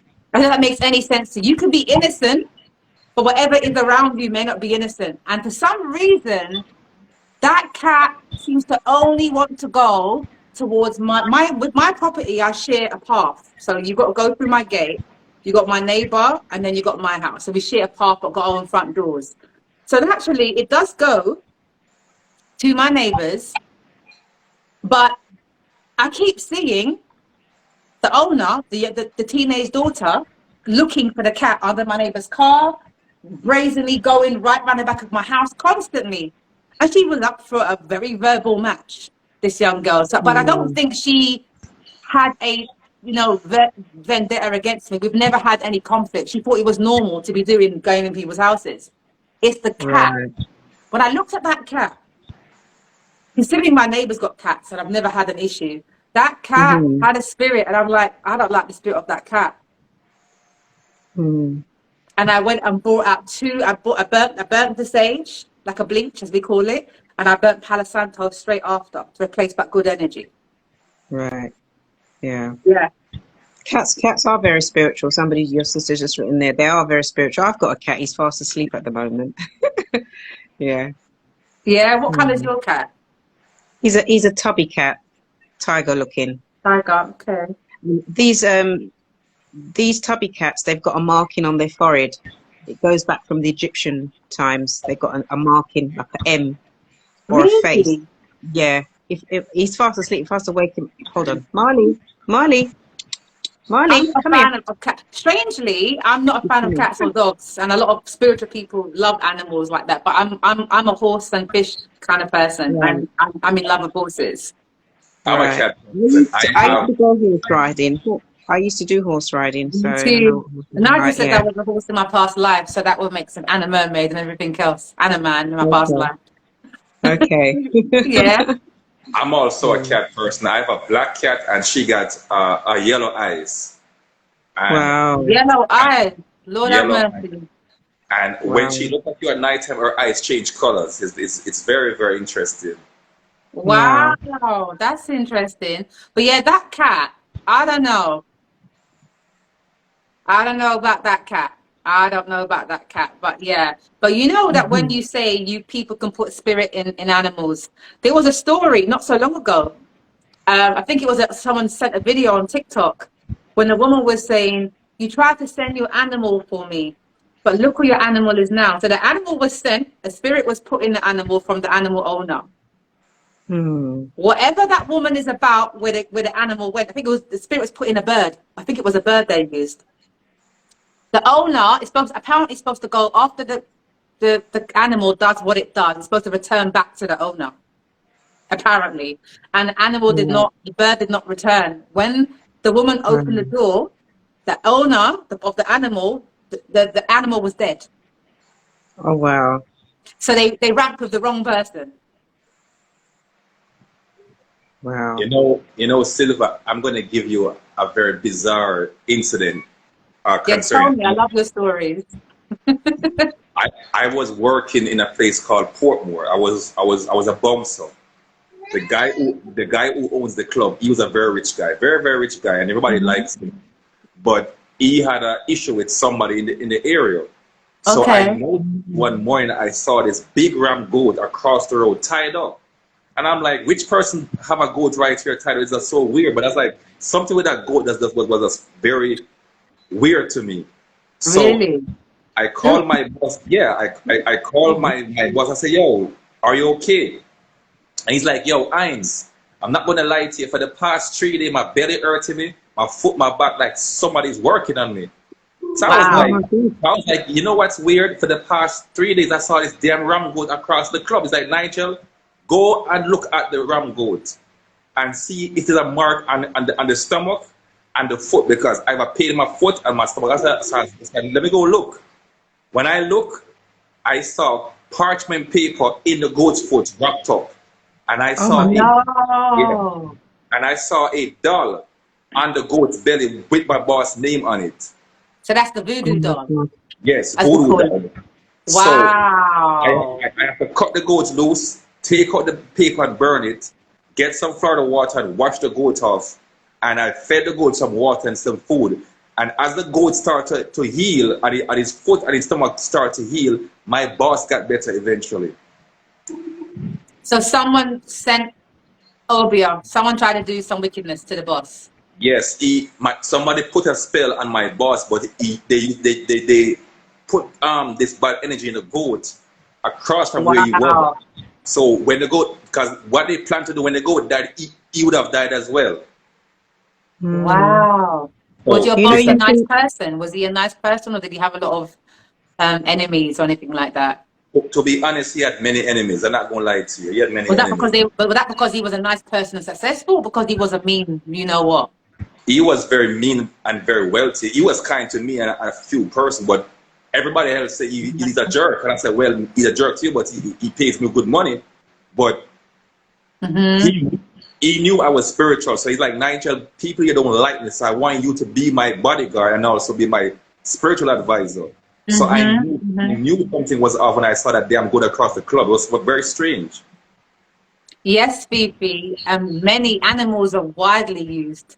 That's why, I mean, they often say that, you know, spiritual people in general are love of animals. And I was said in my next life, maybe that would be me. But I think it's not because I'm weary of them. I just feel like there's, with me, certain animals and touching them and having them in my house and they're rubbing on my furniture. It's just not me. I can't. But animals like horses, living in the barn, fishes for movement and energy, I love that. But yeah, animals are often used, birds, pigs. As you know, Nigel, people who are able to shapeshift and change from human form into animal form. And Nigel, speak a little bit on that for those who doesn't know about that, who may not believe in that. We know about that, but let people know. All right. In this world, you have human beings like everybody that you guys are accustomed to.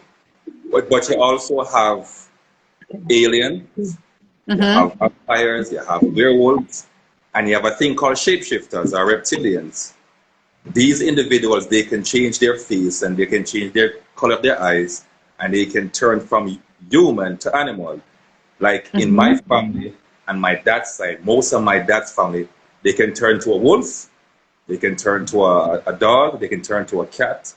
So you can see I'm a very hairy-skinned people. So wolves are one of my animal spirits. So anytime when I get really, really upset and I really want to hurt someone, I don't come to you as a human being. I can turn to a wolf and surprise your ass. And I'm like, hey, what's up? Now, let's pause on that for a minute, yeah? Big up to Andre that's doing the live. I did tag him in earlier because he's also into astrology and zodiacs, but we've covered that part now. But now we're talking about what, Nigel, like animals. We're now touching on, like, you know, people who that can shapeshift into those forms. Many people, because of the way I grow, I know these things to be true. You know, I know these things to be true. I'm half Dominican and half Jamaican. So you know, my mom told me a lot about these things and I know it to be true. But for many, they'll be like, people turn into animals. Like, all right, let me go back to back in the and old days. Andre, if you want to join the live, please feel free if you know anything about these things. Andre is also a fellow Jamaican actually as well. So carry on though. I'll go back to the old days and I can guarantee Maria can elaborate on this. In Jamaica, when you're small, and I live with my grandmother, she always talk about rolling calf. Rolling calf is also a shapeshifter. It's like a half bull, half human. And they got red eyes and a big chin on them. Right, Maria? I'm pretty sure you know about rolling calf. Yeah. I never knew about that until you told me about that. You have any input on that or any experience in your past before, Maria? No, I've heard of it, but I haven't experienced any. Yeah, we know that. I just didn't Anything. know about it. Yeah. So tell us what rolling calf is. Describe what it looks like, because I never knew about it until you spoke about it. And I did speak to my mom about this as well. So tell us, what is a rolling calf? All right. In Jamaica, in Jamaican folktale, they said most men who are butchers, men who are butchers, they kill animals for a living. Sometimes when they die, they get cursed and they turn into like a rolling calf. So they turn into a bull. 2 horns, red eyes, they got a chain around their neck. And when they come at night, you hear this like weird sound, like something dragging. It's like a train going a million miles per hour, but it's like this weird sound like a train. And they can turn into a bull or turn to a human being. And when they come to you, they come to destroy you.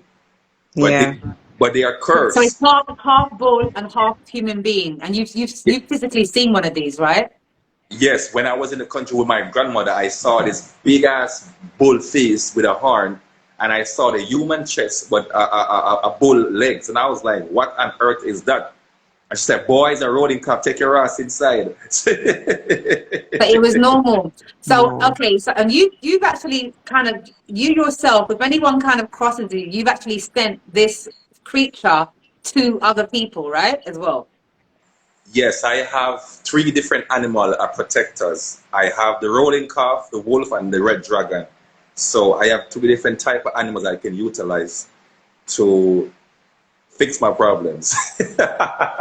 So someone ramps with you, and would the rolling calf disappear in their house, or we're talking about magic now, yeah? Or how would they break this down? I can't fathom. Well, like for example, you will be leaving work to go to your house, Hmm. and you drive your car inside to open your door. You just hear this weird sound. You're like, "What is that sound?" We got You another look, guest joining us, guys. Yeah, let's go. and Hmm. you look behind you, and you see this big bull staring at you. Wow. Hi, Andre. Hi, guys. This is very interactive live tonight. It's turned out to be amazing. Right. Yeah, Let me correct. introduce Andre. So basically, guys, right today we have the main guest of the hour is Nigel. And he's been a familiar guest here, so I don't mind, and Nigel doesn't mind interacting on this live. Yeah, it's not necessarily exclusive at this point. So Maria has joined us as well, and Maria, this is Andre. But Andre, can you please give your the name you like to be called is Adachi? I can never say the word. Yeah. Great rising, everyone. Give thanks for the time, the moment, and the inner chi. The name is Hmm. Ajadi. That's Ajadi it, yeah. Chi. I call him Yeah. Andre. Yeah. So Which means welcome, that, welcome, welcome. I tagged you in earlier when we was talking about horoscopes and zodiacs, because I know that is something that is your thing. That's what you have to specialize in. Am I right? Yeah. Yeah. uh-huh. Yeah.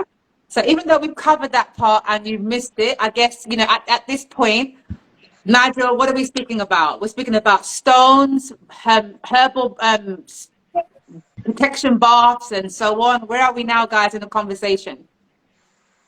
Well, we spoke about astrology and it was mentioned about spiritual bath, and then we are Hmm. talking about animal spirits because she was saying that a cat came by her house that she knew the cat had a spirit inside the animal. And I said, That's well, in yeah. in Jamaica and in Haiti, we do voodoo. We can use a cat, a dog, or a bull, put a spirit in there and send you out to harm you. So in Jamaica, it's called a rolling calf. It's like a half human, half bull. So it's pretty That's much like right. it's like pretty much like a shapeshifter. So they can turn from an Mhm. animal to a human being. So I have a cat at my house. If somebody was trying to rob my place or harm my kids, I can send a black cat to your house with a spirit in there and watch you. And what the cat sees, I see. What you see, Wow. I can hear. So I can use the animal to listen and spy on you. So it's pretty cool. It's, Yeah, you yeah. crack me up. So, I so, heard so, I heard so, so, about that so before. Andre, The rolling calf. I heard that like when I was a child, go I on. heard Speak many, on many stories about rolling calf in Jamaica. Like, yeah, those stories are disturbing. So I know about that. Yeah, that used to Are you creep in me Jamaica out. now? Where are you in Jamaica now? Are you in, I'm actually in Brooklyn, New York. oh, you're in Brooklyn. Okay, okay. Okay. Yeah. So tell us some of these stories because I think, and I'm so glad you can join this live today. I'm ecstatic. Because I know there's certain things that you love to speak about also, but I know it's more astrology, but I'm sure you know a lot about this stuff as well. So tell us a bit about, I mean, can you share any of these rolling calf stories? Well, I have like uncles that told me that rolling calf run them down. And I'm like, yo, what the hell is a rolling calf? So don't tell me, they have red eyes and all of this, but me never seen no rolling calf before. And one of my cousins told me that a rolling calf run him down. So I say, yeah. So every time like me leave the house now, me up on the lookout cause them say rolling calf about the place. And me never really experienced it. I only heard about it. But I That's really know that that's amazing. Hmm.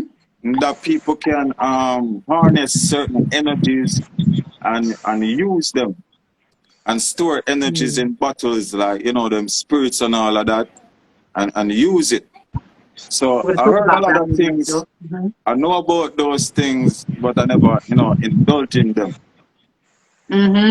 So Yeah. you just touched on something there, yeah, about the bottle, and I think that would be a good. Before I go on, Andre. Mm? I know Sorry? some. Oh, okay. So I was saying before, I'm hearing an echo suddenly. Okay, it's gone Yeah. now. So before we go on to the part where Nigel's gonna, we're gonna touch on about the message in the bottles and things like that. Remember, Nigel? Yeah, Yes, yeah. yes. Before we We go on to spoke that about part, that. yeah. All right. I can give you quite a few stories about the buckle. When I Before you was go on to that, Nigel, what I want to ask is just to end the part of the rolling calf. As Andre speaks about hearing about it, can I ask a clear question? If a rolling calf is chasing someone, is their intention to do once? I mean, I don't know. Has anyone been caught by a rolling calf? when the rolling calf chase you, the intention is to always to kill you. Somebody do a ritual and they invoke the spirit, and the spirit goes into that person. As he said, you can turn into a rolling calf, and that person sent you to harm you.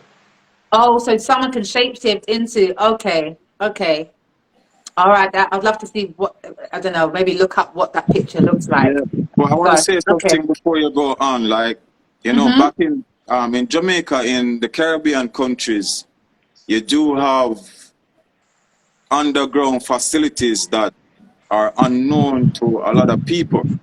And these underground facilities are used by private officials, right? And what they do, they know that underneath you have life, you have mermaids, you have all those creatures, and you have portals within these countries that other species use. So sometimes Yeah. they emerge and they do use their powers upon human beings. So there's a lot that people need to know. There's a lot of secrecy in these countries, especially Jamaica and Haiti. That is true Wow. because I live in Jamaica. I'm from Jamaica, and I can touch on the mermaid part. When you go to a place called Port Royal, there was a massive earthquake back in the 1700s, and half the city is underwater.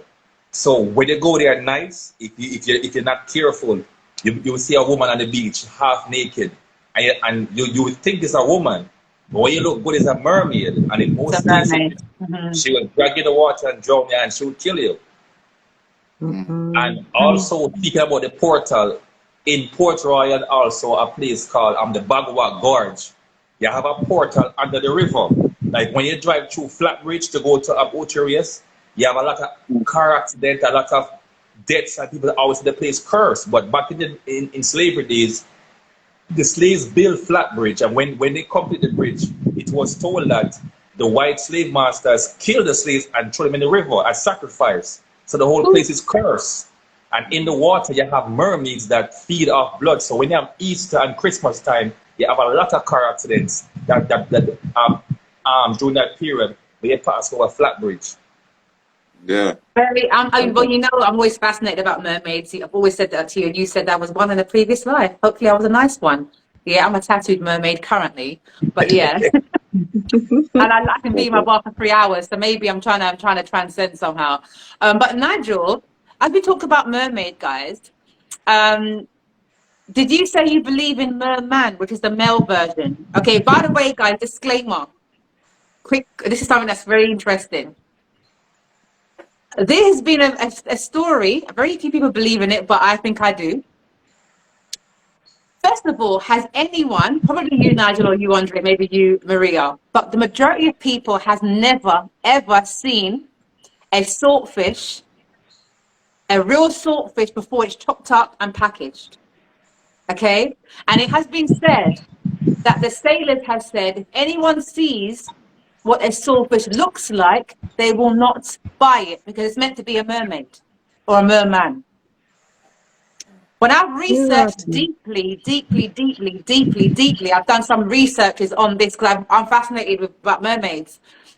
Yeah. The look of them is not, as you would say, this beautiful. Not always. It's not always. You know, you got. I think there's different names. The marine mermaid. There's different names for them, right, Nigel? Yeah, but it has been, and I've tried to look up what does a swordfish look like. There's no pictures. I've been looking for this picture for years. And every time you go into Google saying what does swordfish look like, they will just show you other fishes. There's no picture. It's like looking at a sea bass. You know what it looks like. Yeah? There's no pictures. Mm. So I'm gonna ask you three, have you ever seen what a swordfish looks like before it's packaged? No, I don't eat saltfish. I don't eat. That's But I'm everything I don't right, eat and it. I'm telling you, even the fishmonger will be like, we've never seen one. Right. 99.9 people would say we've never seen it, and the sailors would say there's a reason why we've seen it, they've seen it, and you lot can't see it. But thank God I don't eat saltfish anyway. Yes. I don't eat it. I don't like saltfish. What's your thoughts? What's your thoughts, Adaji? I can see you. Your face is like, oh damn. So these two guys eat Well, saltfish. you know, I only heard about the swordfish, but you know, never really If encountered any of anything you like that guys can before. research what a saltfish looks like with evidence, let's revisit this conversation as well. Nigel, so Mm. the merman, yeah. What about that? Not only mermaid, but she has a man, which is merman. Yes, you have male and female mermaids, and also you have a different type of mermaids. They are called sirens. The That's sirens, it. the sirens are the ones that the pirates always see in the water. The sirens, like you're on the ship and they're singing to you, so you hear this beautiful song, and it draws you to like a beautiful, beautiful island. Like back in the days, you have a siren called Medusa. Medusa turned you to stone. She was a siren. She sang to the sailors, and they say, "Oh, we saw this beautiful island, fruits, and everybody there having fun." But when you come near her, then she destroy you. So the sirens are the one that attract men, and they use their beauty to draw you in. But their face can turn to a beautiful woman to a very gruesome creature. And these sirens also live in Jamaica. Well, Nigel, I always warn men before I turn into that creature. They do get two warnings, Nigel, before I But fall them out the head into the sea. Yeah. the siren, right? There's even a TV show called Siren, and they really broke Really? it down. Yeah, they have several ones, but Send the it to new me. one, they have a new one with some young people, and they really Mm. broke it down because Mm. back in I think it's the 80s, they murdered a whole heap of animals, including mermaids and mermen, because Wow. the mer people. That's where the name came from too. Even Merkaba. Oh, It's from the wow. water. Everything is Mm. associated with the water. So life began in the water. So in the depths Mm. of the sea, there is life, and these people know. That's why they always test these politicians and those type of people always test their nuclear weapons in the water Okay. because Yeah. Wow. yeah, they don't want these creatures coming up. And a video came out the other day where a mermaid was found. I think it was in Barbados, I one think of I saw those a video. Caribbean countries, right? And they tried to Mm. cover it up. But yo, that look real to me. In my eyes, that is real. Nobody can tell me nothing. Was That's a that, real was that, mermaid. was it look like typical female or was it the male? It was a female. And guess what? It was a melanated mermaid. I think I saw that video, you know. I saw that. I saw It's that all right, video. Yeah. right? Yeah. Yeah, you know what Yeah. they're saying now? They're saying like it was a movie shoot, and they tried to cover it up. Mm. And there was this one person that like investigated, and they said nothing like that. There's no Mm. one saying that it was a TV shoot or anything like that.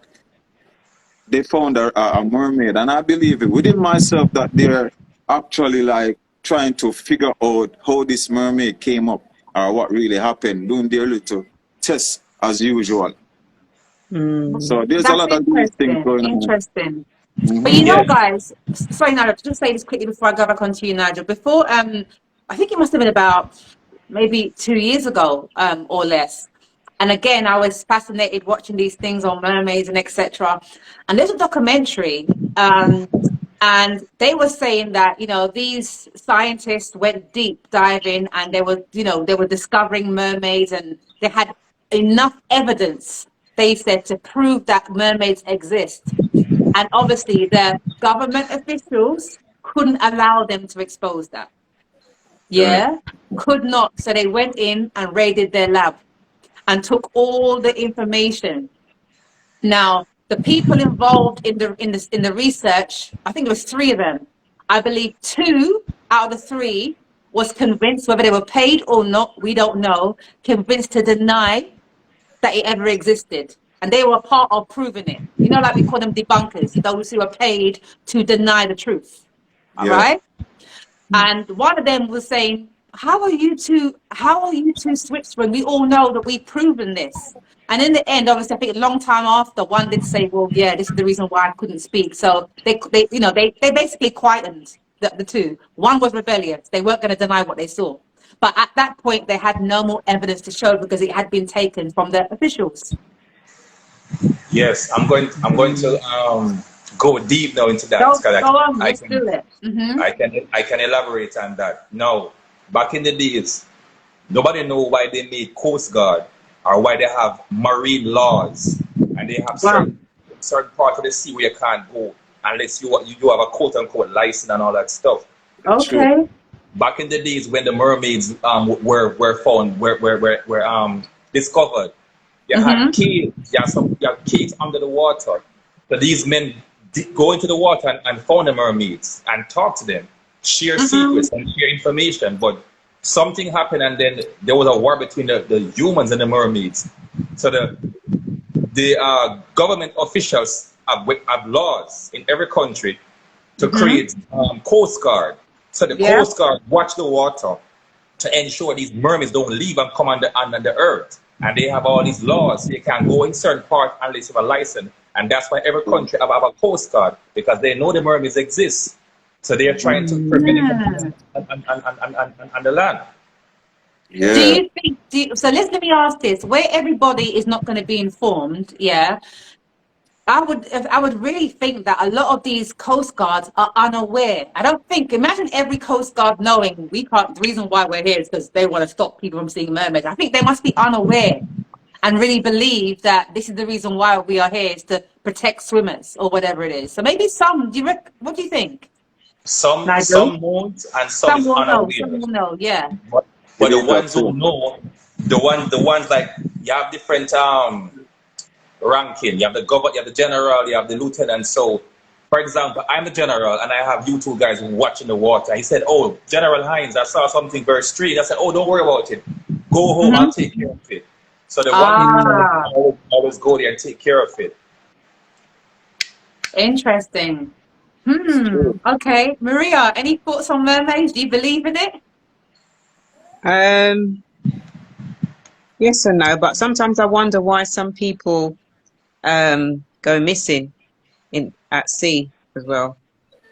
You mean in terms of did they drown or not, so to speak? Yeah. In most cases, when someone fall into a river or the sea, and you find nobody, you wonder what happened, because naturally you have sharks and different animals. You don't find no blood. It's like they disappear like magic. You have a portal under the water that you can go to the portal to a different dimension. So when they go under the water, they go from the human world to the mermaid world, and sometimes they choose to stay there and don't come back. That's true. No, I agree with that. Wow. Because even the nomos, I don't know if you guys heard about the nomos, which are the water people. They're a part of our creation also, because if you look on your skin, if you really take a good look on your skin, you put no lotion on your skin, right? You're gonna see the same kind of texture or design even on your fingers, you see that you look scaly sometimes. And Mm-hmm. you have people that I've seen in Jamaica, you see them dry skin. Yeah, you see they look them foot look like scale. I said like, yeah, look fishy. Yeah, Fishy. yeah, yeah. And then what Nigel was saying, right? I agree with that because definitely there are portals underneath the ocean and there are Mm. portals elsewhere too.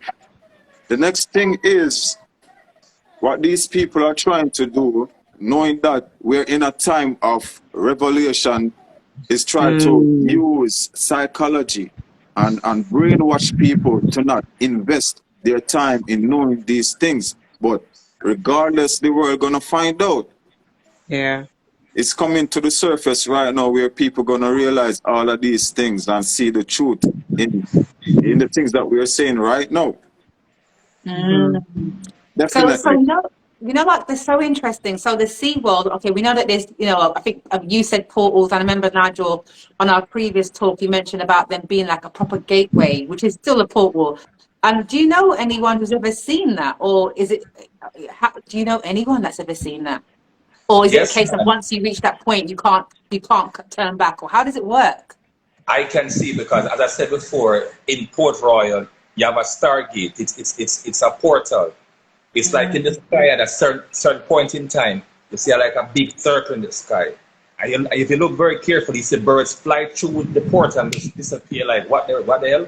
Where the bird went? Mm. You said something Yeah. about rainbows as well. You said something about, tell us about, remind me what you said the last time. Something about a rainbow, and if you look at it, it's actually a portal. Something you said to me that you The believe. rainbow. Most rainbows are also portals. Like when you're flying, Mm. like you're playing near a rainbow. Sometimes you hear the guy said that for some reason the plane have turbulence or there's no signal and all of a sudden the plane just crash and disappear and there's no plane. They pass through a portal. Well, actually, before we go on to our last subject, unless you guys want to talk a lot more, and I'm up for it, but we have one more thing to cover, hopefully, which is spiritual feng shui, where we place things. Before we go on to that, right, Nigel, it reminds me of the Bermuda Triangle. Yeah. I was just going Same to say thing. that. Yeah, Yeah. yeah. Can Yeah. you touch on that a little bit? Yes, Fifi. It reminds me of the Bermuda Triangle. It's fascinating and mysterious. And although a lot of us are scared, like, oh my God, I don't want to go to Bermuda, I don't want to come up missing.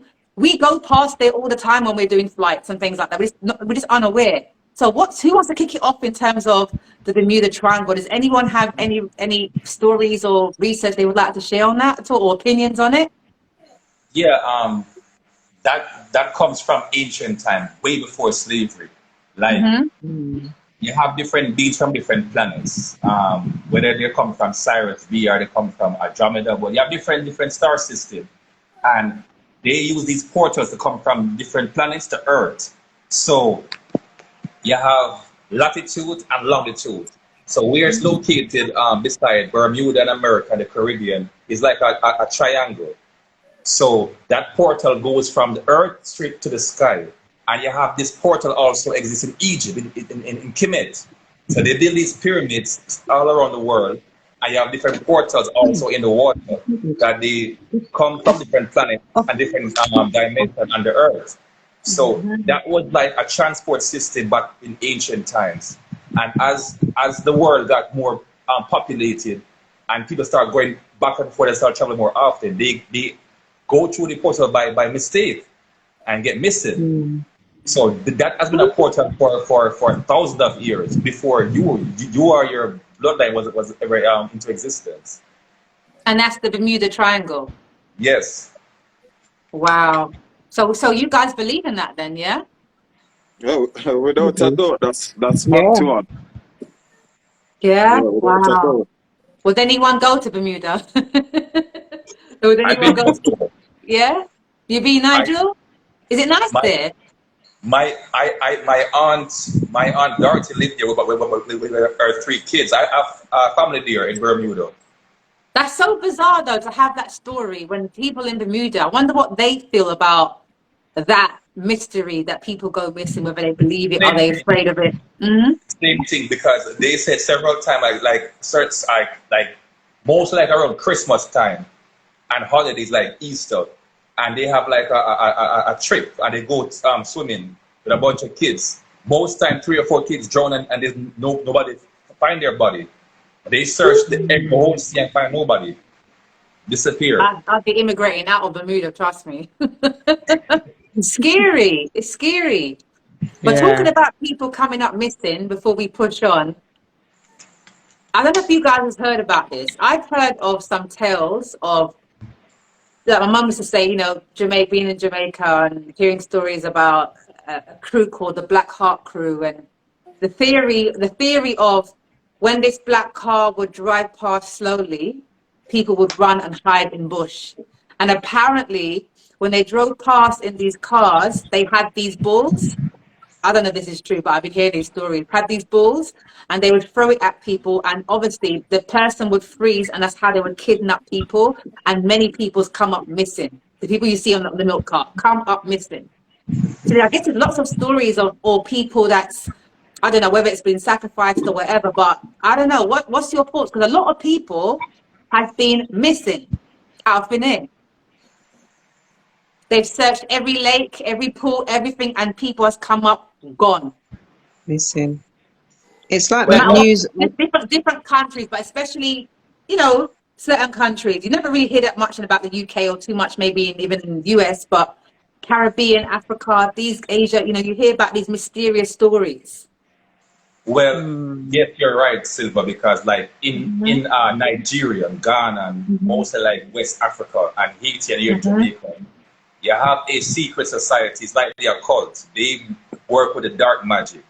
Certain time they do blood sacrifice, and they need a child or a female. So they would go out and they would get someone and they would kill them. So yes, you're correct.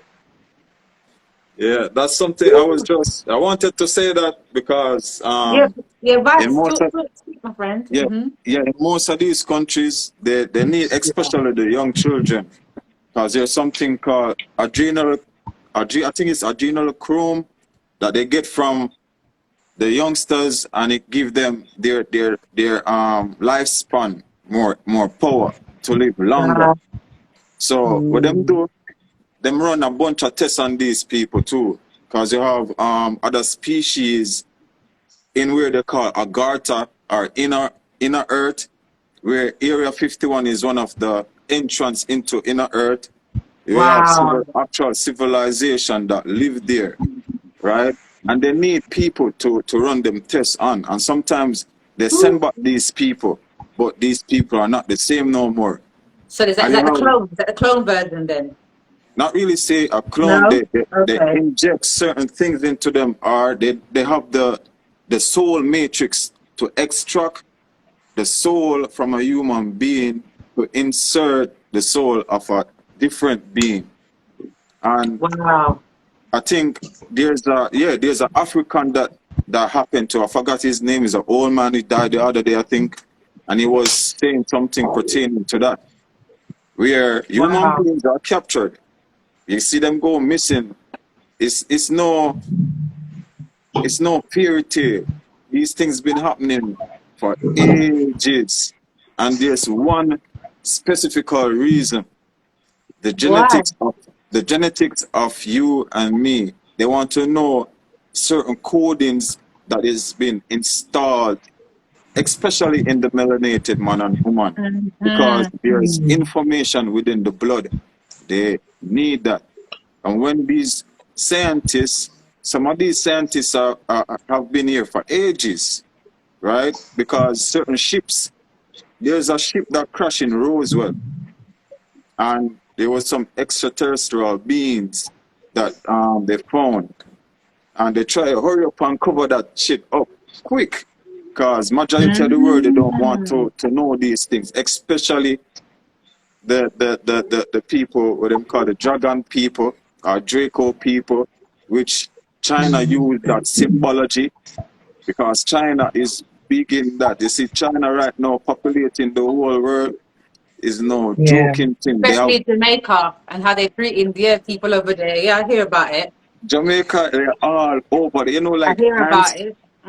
They're all over the place. So the main thing that these people need is the information in the blood, the genetics, and they use that big time. Wow.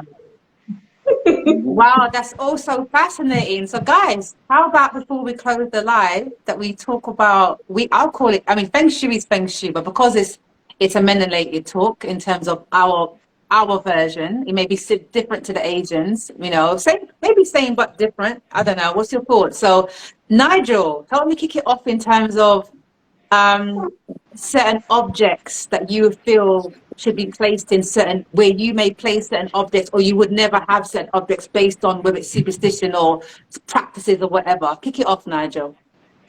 All right. As I said before, Feng Shui is a Chinese culture that they have certain things in their house, business place to attract the energy, to make it more comfortable or to attract certain energy or vibration. So you go to a Chinese store and you see the Buddha and they're burning candles and you see like a little statue there. Or you may see a fountain full of water and you wonder what is, I might see a big red dragon.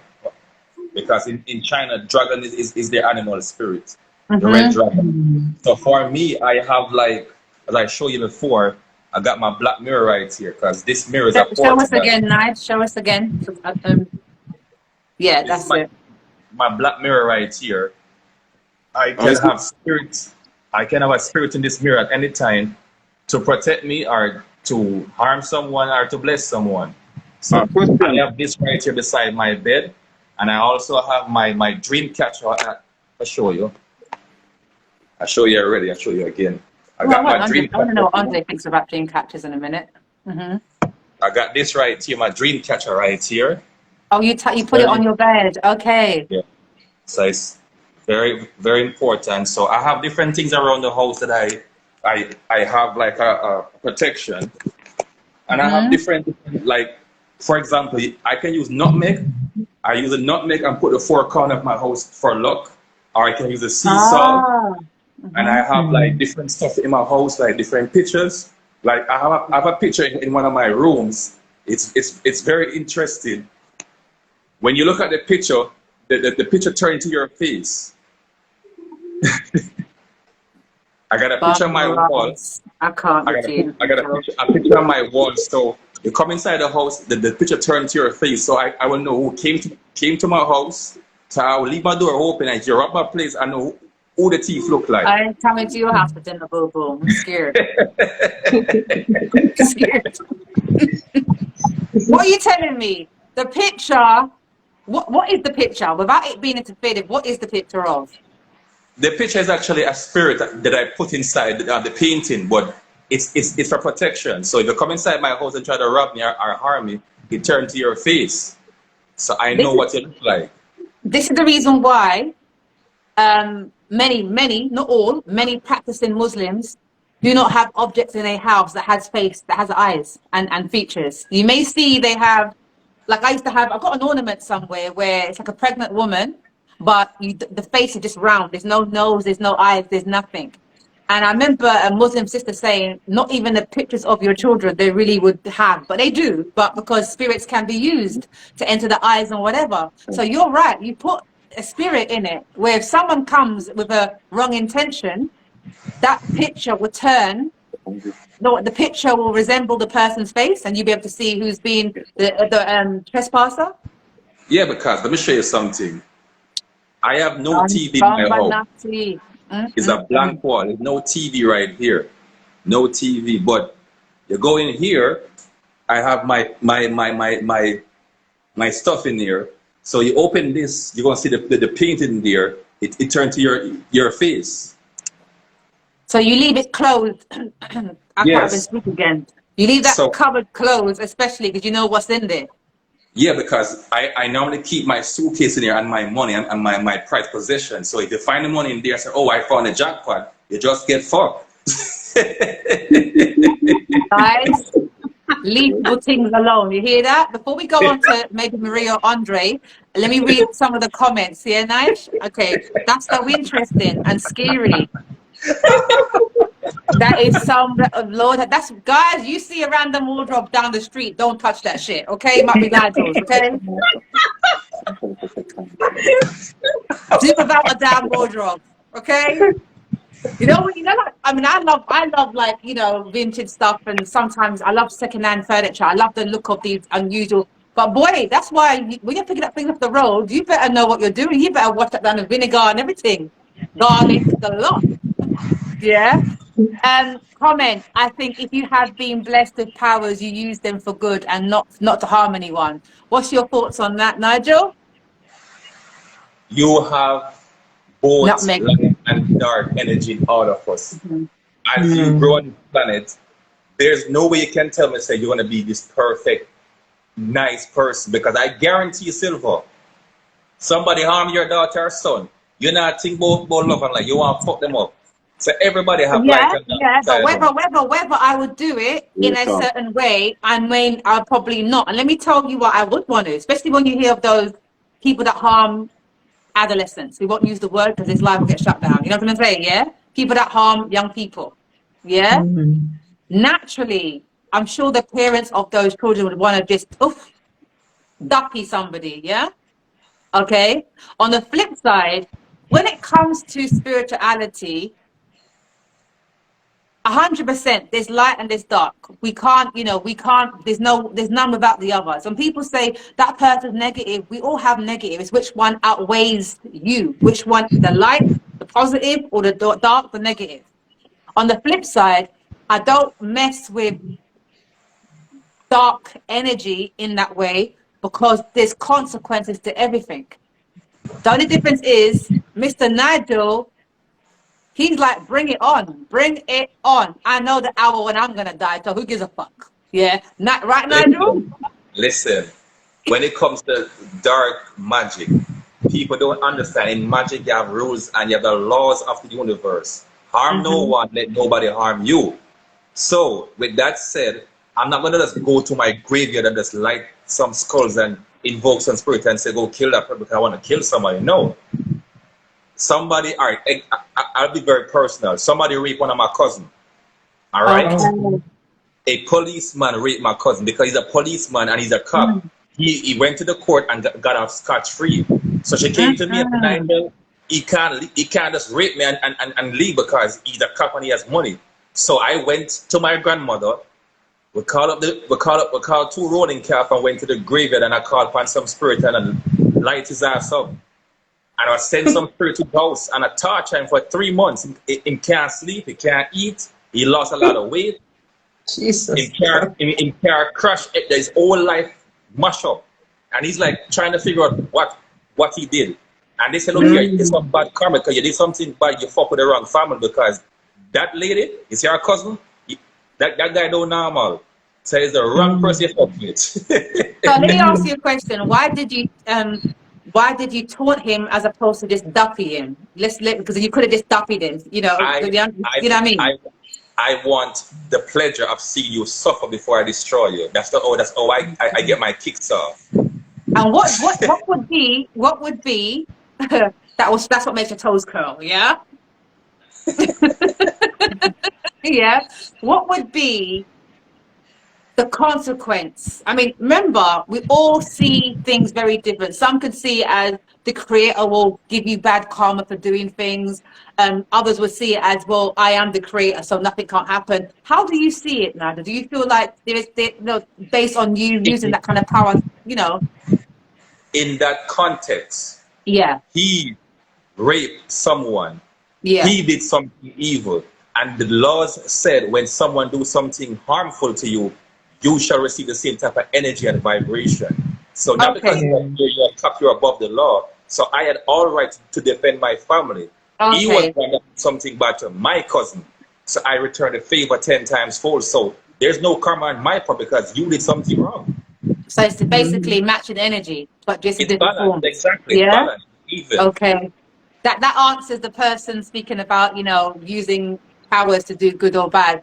So as we're now still talking about where we place things, and Nigel spoke about his dream catcher on his bed and where he's got his stuff in his wardrobe. I'm never going to see a brown wardrobe the same now. Yeah. Yeah. Every time I see a brown wardrobe, I'm going to be like, shit, Nigel got that. Have you moved, Nigel? Yeah. Have you moved? I mean, Nigel. let's go to Maria. Maria, do you have a certain way of living, even if it isn't intentionally saying feng shui or spiritually, whatever, is there things that you wouldn't have in your house, or do you put your plant in certain places based on energy, or do you subscribe to any of that intuitive living? So, sorry, is there anything I wouldn't have in my home? Did you say? Like, like, for example, some people who subscribe to feng shui goes by the book. Yeah. Right. Again, with me, it has to feel right. And there's going to be things that I've tried. I'll tell you after that. Something's told me not to put my bed in certain area. I felt it. I was tormented for days. Right. Yeah. So, for Okay. an example, Okay. are you the type that may have a plant in a certain area, or would you have a mirror that faces your bed? Are you against that? These are things that people have. Okay. I've Do you got a cover your mirror mirror at in my night? Things like that. right. I've got a mirror in my bedroom. It was a mirror that my mum bought for me many years ago. She bought it for me on my birthday. But where I Okay. was living before, I used to live in Richmond, and Mhm. she told me to place the mirror at the entrance of my door. But now Oh. where I'm living now in East Dulwich, I don't have the mirror there at the entrance of my door. I feel that it's safe to keep in my bedroom. For some reason, I Mm. feel it's actually placed in my bedroom. For some reason, I just feel safe that way. Yeah. I don't know why. I won't put it at the entrance of where I live now, but where I used to live before. And I've had that mirror from I was in my 20s. My mum bought me that mirror. Yeah. So something has obviously guided you to move the position of it. And interestingly Mm. enough, there are people, I think Asians again, where they cover their mirror at night. They would never not have their mirrors covered. And there are Yeah. people that would never have a mirror in their bedroom. I've got a mirror in my bedroom, yeah. It doesn't Mm. directly face me here, but it faces me here. On the And side. many Yeah. Yeah. many people will Yeah. say, never have a mirror in your room, or never have a mirror that's near your bed, or I don't know. What's your thoughts, Andre? I mean, looking at the fact that, like, me, raw, and what it stands for, it's the energy of the moon, Mm-hmm. Mm. because it reflects the energy that's there, and it saves it too, because most of these things are like a mirror or a glass is made from a certain sort of crystal, Mm-hmm. especially quartz crystal, and that absorbs energy. Mm-hmm. So, like, say Mm. for instance, I want to use a mirror, like what Nigel said. I think maybe that mirror is obsidian, maybe. Yes, it is. Yeah. Yeah, yeah. Obsidian, Mm-hmm. right? I put my So, like, first one last week. obsidian is glass. So you can Mm-hmm. tap into that energy and intuitively Mm. see certain things if you have that skill. And Okay. even with the normal mirror, you can inject certain energy into it, or put Wow. certain energy into it, that even when another person come and looks in that mirror, they feel that essence of the energy. So Mhm. it's a Mm-hmm. reflection. It's like the same thing. They substitute the mirror with water, because back then they used to use water to see the reflection. Yeah. Mm-hmm. Mm-hmm. So like these things, Interesting. spirituality goes way back. Kemet, we Mm. we are we are the people that have these memories, these past life, these codings, this energy embedded into our DNA. Mm-hmm. And the root cause of that is that we've been here so much time, and now is the time to go back into our spirituality and grow from there, to redeem ourselves with cosmic laws, our cosmic flow, our cosmic energy.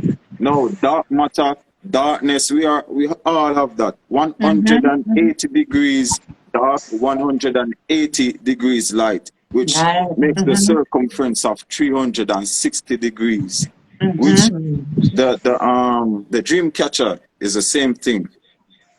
Do, It do you believe do you invokes. believe in all that dream catchers? Do you believe the theory behind it? Yeah, it was created like say a portal, electromagnetism. Anything with a zero is Mhm. basically electromagnetism. So do Cause you have a dream catcher? no, I don't use that. Why? I don't. I mean, I could use it, but I don't really, see myself using it. I rather use crystals and all of that. Do you, just as we're talking about dream catchers, do you think it's okay to have one for decoration, but not actually having it in your room? I mean, you can have it, and if you know the meaning and the purpose of it, you know, you use it to your advantage. But yeah, you can use it for decoration. It's a beautiful thing to have. And if you know the purpose of a dream catcher, why not? But me in general, I just never see myself using one. Mm-hmm. All Mm-hmm. right, Silver. Thank you, Let me MJ. Mm-hmm. I'll let tell me you what elaborate. I've got an evil eye. You know what an evil eye is? The Yeah. blue Yeah, the people are the Turkish. blue Yeah. or the red one. I've got the blue one. I'll show you the one I've got here. Yeah, Hold show on. me. Show us. Hold on. In the meanwhile, Nigel, what did you want to say, darling? I was saying about the dream catcher when he said if you Mm-hmm. know how to utilize it. Mm-hmm. I can look at my dream catcher and I tell myself I want to dream about the cash pot or the jackpot Give tomorrow. us 1 second, Maria. Carry on, Nigel. Sorry. I said the dream catcher, I can look at it and I can tell it the dream catcher, I want to dream about the jackpot tomorrow or the lottery. And I go to the casino and win, and I always win because I dream the numbers. So he's right. You have to utilize Know the how to energy. utilize it. Okay. Yeah. Okay. Okay, Maria, show us your eye. Did you get that from Turkey? No, I got it from a spiritual shop, the one that I went into in Brixton. I've had this about a year, but I keep it above the entrance of my bedroom. I've seen them. Do you know what? There's something that I don't know if I like about the look of them, but I've seen them everywhere I go. And I They know in do. Turkey, every shop in Turkey, that's pretty much their mark, you know? Yeah. My grandchildren, they're half Turkish. The mother, she's Turkish Italian, and Ah, they do um they do so give these out on the streets to people for it does work. so it It does does its work. job, yeah? Sorry? It does its job. Yeah, it does its job, yeah. Okay. Where do you You keep see, that? In your living room or your bedroom or? I keep it above my door in my bedroom. It Mhm. actually makes a sound as well. It actually makes a So that's sound. that wind. Yeah. Is that wind Yeah. chimes thing? Yeah. And what is your thoughts on wind chimes, guys? As we're talking about these things, do you have any, Nigel? Let's start with you. Wind Yeah. chimes. The wind chimes in my I used to have culture, them. it's for good luck. Like my grandfather had like a horseshoe above the door, and the horseshoe Mhm. bring lucks. So he said when you have the horseshoe and the wind chime, it brings good luck. So he Yeah. had many horses. He's a jockey. So every time when I gamble and I said, what horse gonna win? He said, Nigel, just look. So we look at the horseshoe and then he flip a coin and said, if it's 7, fall on the edge. If it's 6, fall on the tail. And when it fall a certain way, I know what horse to bet on. So it's for good luck. And Mm. interestingly enough, all of these things we're speaking of are all the things that the church buns fire on. That's all I'm gonna say. Yeah, I'm just saying, but we gotta put it Mm. in a little bit there. All these things, wind chimes, Yeah. chakras, and Yeah. meditation, every single thing. But you know me, I always say there's no smoke without fire. And what I mean by that is I've come to a beautiful balance where I say to myself, there's truth and bullshit in absolutely everything. Yeah. And I've got to that stage and it serves me well, which means I leave myself positively open to hear and to feel, whether it's Christian, Muslim, Buddhist. Christian, Muslim, Buddhist, Hare Krishna. I guarantee they can all sit down in one room and have something in common. They do because if you Yeah. go when you go to the Christian church and they Mm-hmm. have the blood of the body of Christ, it's a Mm-hmm. ritual. And they light incense in the church before they have the Exactly. communion. You go Right. by you go by the mosque and they pray to Allah. They light their candles and stuff and incense. You go by the Hindus and they pray to Krishna. They light all their incense. You go by the Chinaman and they worship Buddha and they light the incense. It's the same concept. Yeah. Okay, Yeah. right. Perfect example. Thank you for that. So the reason why I've said that is because I don't shut down anything based on it's church, it's a pastor, it's a spiritualist, it's that everyone, even the worst person that roams this earth could teach me something. And there be truth in what they're saying. So I just say there's truth and bullshit in everything, but I allow my own spirit, not even my heart, because like I said, it's often said, follow your heart. Come on, guys. How many times has your heart tricked you? I don't ever follow my heart.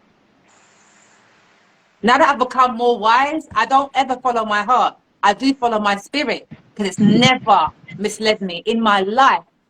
Any wrongdoings or crazy doors or turbulent doors I've entered is based on either just my universal experience or me doing it to myself. Because my spirit has never lied to me, but my heart, come on. You know, remember, people say to me, someone said to me, oh, that's not true. That's fine. Tell me how many wrong relationships or marriages or whatever you've had based on your heart. I mean, come on. You know, and your mind, our mind is fickle. It changes a lot. But my spirit is solid and it's steady and it's consistent. Intuition is very powerful. You've got to Yes, listen my to your sister. intuition. Yes. Yeah. So that's what I live by, you know, that's what I live by. So, guys, any last words on, you know, spiritual feng shui? What kind of stuff you like to have in your house? Do you keep your toilet seat down to preserve money into your life?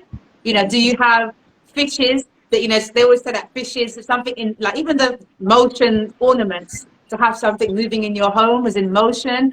Some people believe, I don't know, like maybe if you're like my mother, she'd be like, what happened to your neighbor? Go put some garlic on the frame of your door and go and put some salt under your rug. It just depends where you're coming from and what you believe in. Yes, I do, because as I You said know? before, So, I get the nutmeg and I sprinkle some in front of my door, and I have me a money plant. I put I coins didn't in. know about the nutmeg. Tell me about, sorry to interrupt, tell me about the power of nutmeg in terms of spirituality, because I didn't know about that one. I don't think I did. And nutmeg is utilized in money rituals. It attracts wealth, Okay. and it's very sweet. Every spirit like three items: rum, and they like meat, and they like anything sweet, whether it's perfume or honey or nutmeg What or about, milk. I heard about the tobacco. Yes, they love cigarettes. So Mm. my spirit guides, I work with two main spirit. Oshun, she's a goddess of love and fertility, and I work with also Papa Legbo. Oshun loves nutmeg and she loves honey. So when I sprinkle the nutmeg outside, and I said, Oshun, I want $1,000 or $2,000 before the sun goes down. Send me some clients. And I go outside, I have a plant, I put the coins in the plant, and I water my plant. I said, grow. As Wow. as the plant grow, my money shall grow. And when I go in my life and I do my rituals and my readings, I get several clients. So it works. The plants Wow. work. I have a money plant outside my doors. So is it a called money plant, or the fact that you put money in it, why it's a money plant? Yes, I plant, I put the coins in the soil, and I throw water on the plant. So in my mind, it's That my sounds money plant. good. So as the tree grow, my wealth shall grow. Okay. It's a great affirmation. Interesting. Andre, what about you? Any last words from you? Is there anything that you love to have in your house other than crystals, or not in your house? Anything you want to, do you position things in a certain way in your home, or? Well, I use elementals, the elementals of the earth and the elementals within myself. So crystals represent the earth, you know, use my candles, and Mm-hmm. I use smoke from sages or marijuana smoke. And Mm. I use those How do you use that? Tell me a little bit. How do you use the smokes of these elements? because air, your head represent the element of air, which, you know, Aries, they would be like back in the days calling kings, when they're coming through, hairy, represent for the head. So Mm. Aquarius also represent the air. So all air elements represent the head, because thought is actually, you know, air. So when you use smoke, your thought are the words. It can be, I can merge my energy with that smoke, and wherever that smoke go, the thoughts go, energy flow. Okay. So if you notice on here, you have fire and water for that phoenix, Mm. which Yeah. represent the feminine energy of myself and the masculine energy of myself. So coming into union and standing in my oneness, I'm able to connect with cosmic energy. So I use cosmic flow. Now, as Nigel said, we all have a trinity, you know, and you have certain guides that you can use. Now, my guides, what they want me to do is stop eating, and that sounds weird, and to live from cosmic flow, cosmic energy, because there you find the most powerful flow. Now I come into the awareness that food for me is pleasure, because Oh I don't yeah, really, yeah. really gain no benefit no more from food. Well, no, Just, but you do. Of course you do. It depends on what food you're eating. yeah, it depends on what food. Of course, So food is break it down, vibrations. Of course, yeah. yeah, break it down to vegetables and fruits. You gain the information from that. But look into this. Food is solid. It represents the element of earth. Solid, right? We are naturally liquid by law. We have 70 to 80% liquid that lives within inside of us. Now, whenever things go inside, it flows through that liquid as information and spread it into the body. So our mouth break down that solid into liquid form, and depends on the type of food that we eat, how fast that's going to flow within our system. So anything that is like fruit liquid or from water is easy to flow through the system. Not a lot of people will agree with this, because they're going to say that's, just, foolishness, but they are not No, just but yeah, aware. yeah. I'm for it. Yeah, of course. Yeah. So as I said, my spirit guides, I have a problem right now. Sometimes I just try to eat one meal per day. I And do that. I sometimes, actually do that as a way of life most of the time, and I yeah, feel at my best. I even train on a fasted state, but I can tell when I'm not, when I'm just giving into pleasure. But I do. My favorite diet is one meal a day. I love it. awesome. Yeah, me too. Now, Me too. Yeah. yeah, no, you see, like the most people are gravitating towards the vegetarianism, which they live by the element of air. Just meditate and have enough air coming into their I system. don't think someone can survive on just air long term. It's not. I mean, do you? Okay, let me ask you a radical rap question. Do you think you could live for the next 1, 2, 3, 4, 5, 7, 10 years without no food or whatsoever? Of course, that can be How? And done I don't because, mean food being liquidized. I mean literally no forms. You don't believe in people dying of starvation, then? yeah, because they don't know the principle, right? If you know the principle of that lifestyle, then you'll know what to do, which is, So you have to tell us meditate how someone could live with no food whatsoever permanently on a long term basis and live. and live. All right, so you see, within the lower gut, you have something that is called the lower dantian, which the Chinese, they call it that, but it's really the sacral chakra and the root chakra within the human being connected together. That's the generator of the human body that's connected to the solar plexus. The solar plexus is the power of the human body. Now, when you have natural flow, blood circulation, when your lymphatic system is operating perfectly with all the lymph node, which are tiny beings that shape like bulb.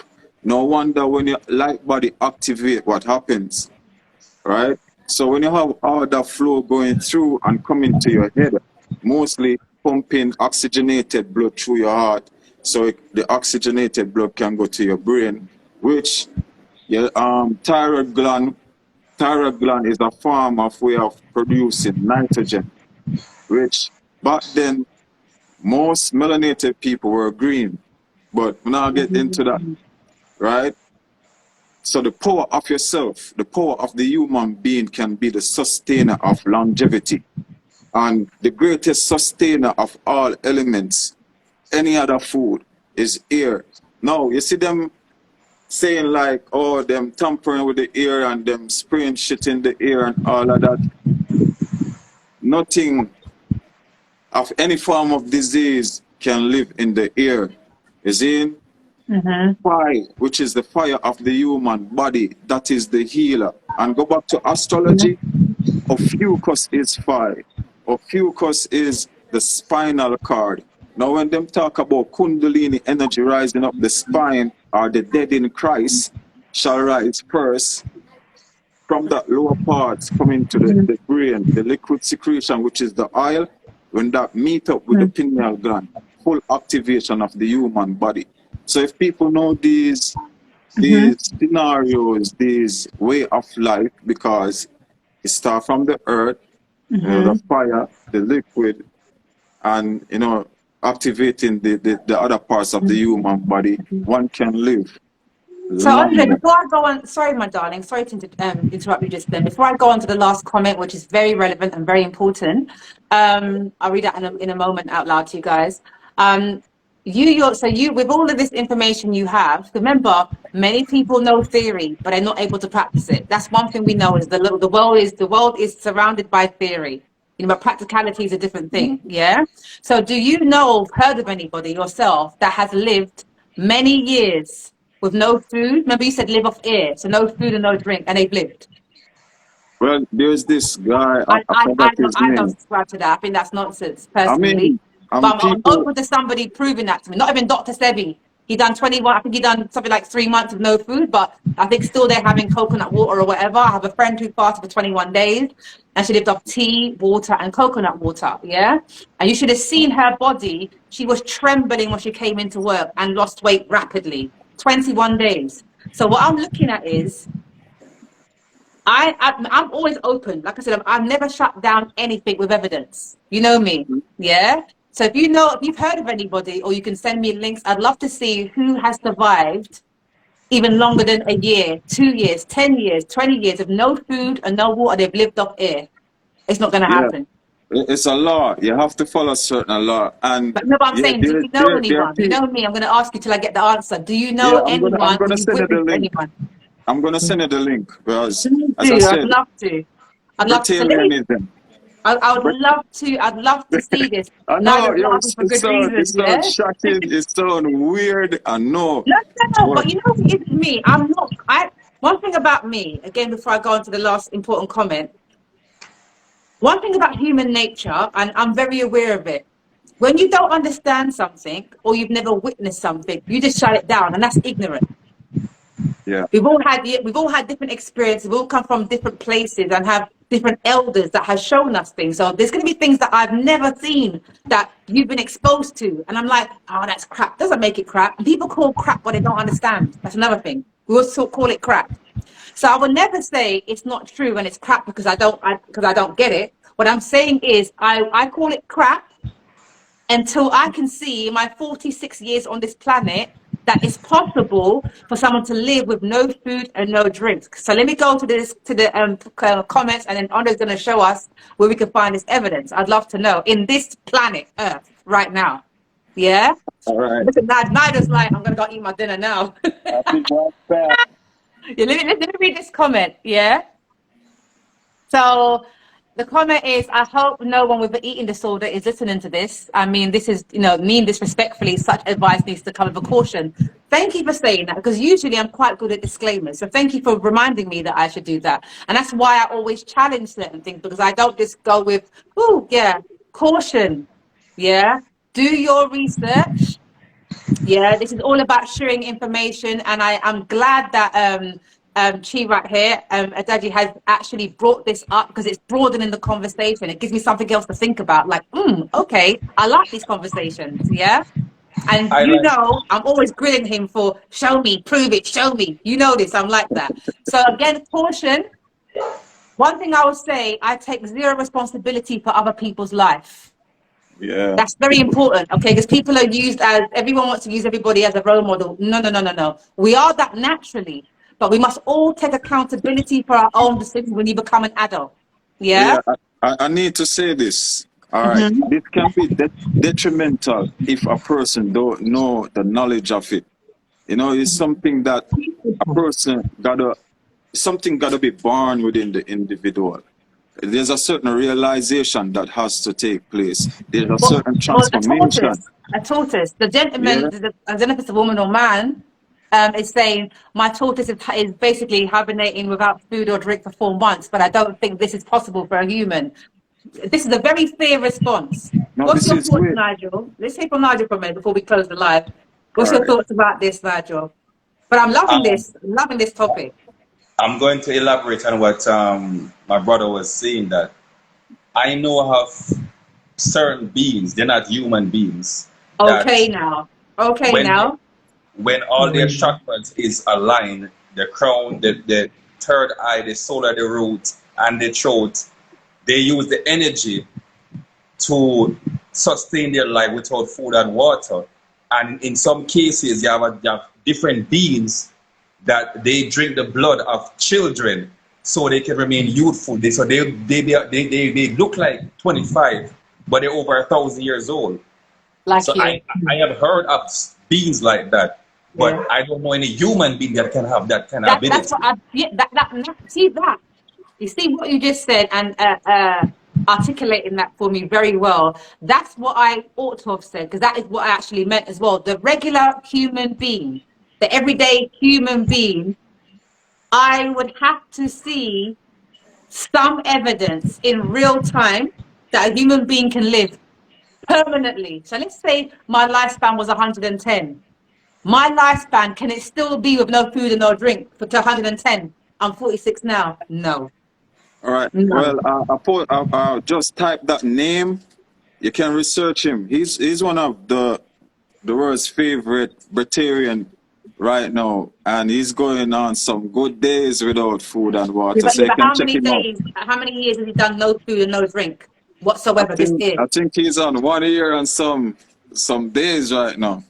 Do you know why? Do you know why I disbelieve that? I really do. Because imagine when you wake up in the morning alone and you don't drink, what does your throat feel like? Like Yeah. sawdust. All So right. imagine this Remember, man in 1 year with no drink, just saliva and no food whatsoever. No drink, no food, no coconut water, no hot tea, nada. all right, look at this, Silver. You see, the human body is like the computer is like the human body. Whatever we've been programmed over the ages with, it's stored in the subconscious mind. If you think like you're running for too long and your throat get dry, the first thing come to your mind is drink some water. Yeah, Now you yeah. see, within you there's structured water called H3O2. Now that's the water that resurfaces through your body after a while if you feel thirsty.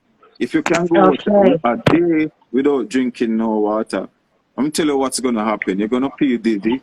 You're gonna feel like you Yeah. wanna faint, right? You And might even then feel nausea as well sometimes. yeah, you're gonna go through all of that, right? And that's gonna cause a person to have panic attacks, right? Because But that's also, unusual. it could also give you disillusion, or maybe for some, bring Yeah. on dementia and these, like having lack of sleep. So it can cause these things. Yeah. So may advise people listening to me right now or listening to Yeah. us, don't try that. Don't do it. You gotta be recommended. You have to be spiritually inclined. There's certain levels, as Nigel was saying, you have to tap into the crown. When you tap into the crown, that's the open door, or the blockage from the seventh seal is removed. No one can have cosmic flow, cosmic connection, cosmic energy flowing through their system. Nobody, haven't, you never hear nobody talk like this before, but I'm telling you, in years to come, No, it's interesting. It's interesting. But I mean, so let's ask this. How many hours have you not had food? I don't think I'd even say days with you. How many are you wanting to practice? Is this the lifestyle that you would like to subscribe to? definitely, I went 2 days, almost finished 3 days without eating no food. Okay, You remember? that's quite normal. Because like I said, I know I've probably done 21. Yeah, but I stopped. We are human beings. We fall short. I have to start over again. But as I said, my spirit guys, that's what they want me to do. So if somebody is not assigned, In that case, if a person is not really assigned to that, I want to practice that. They just shouldn't jump into it. They got to do a whole heap of research. as Oh you man, said, your spirit guide has asked you to, and I can never challenge someone's spirit guide because we all got our own ordained mission here.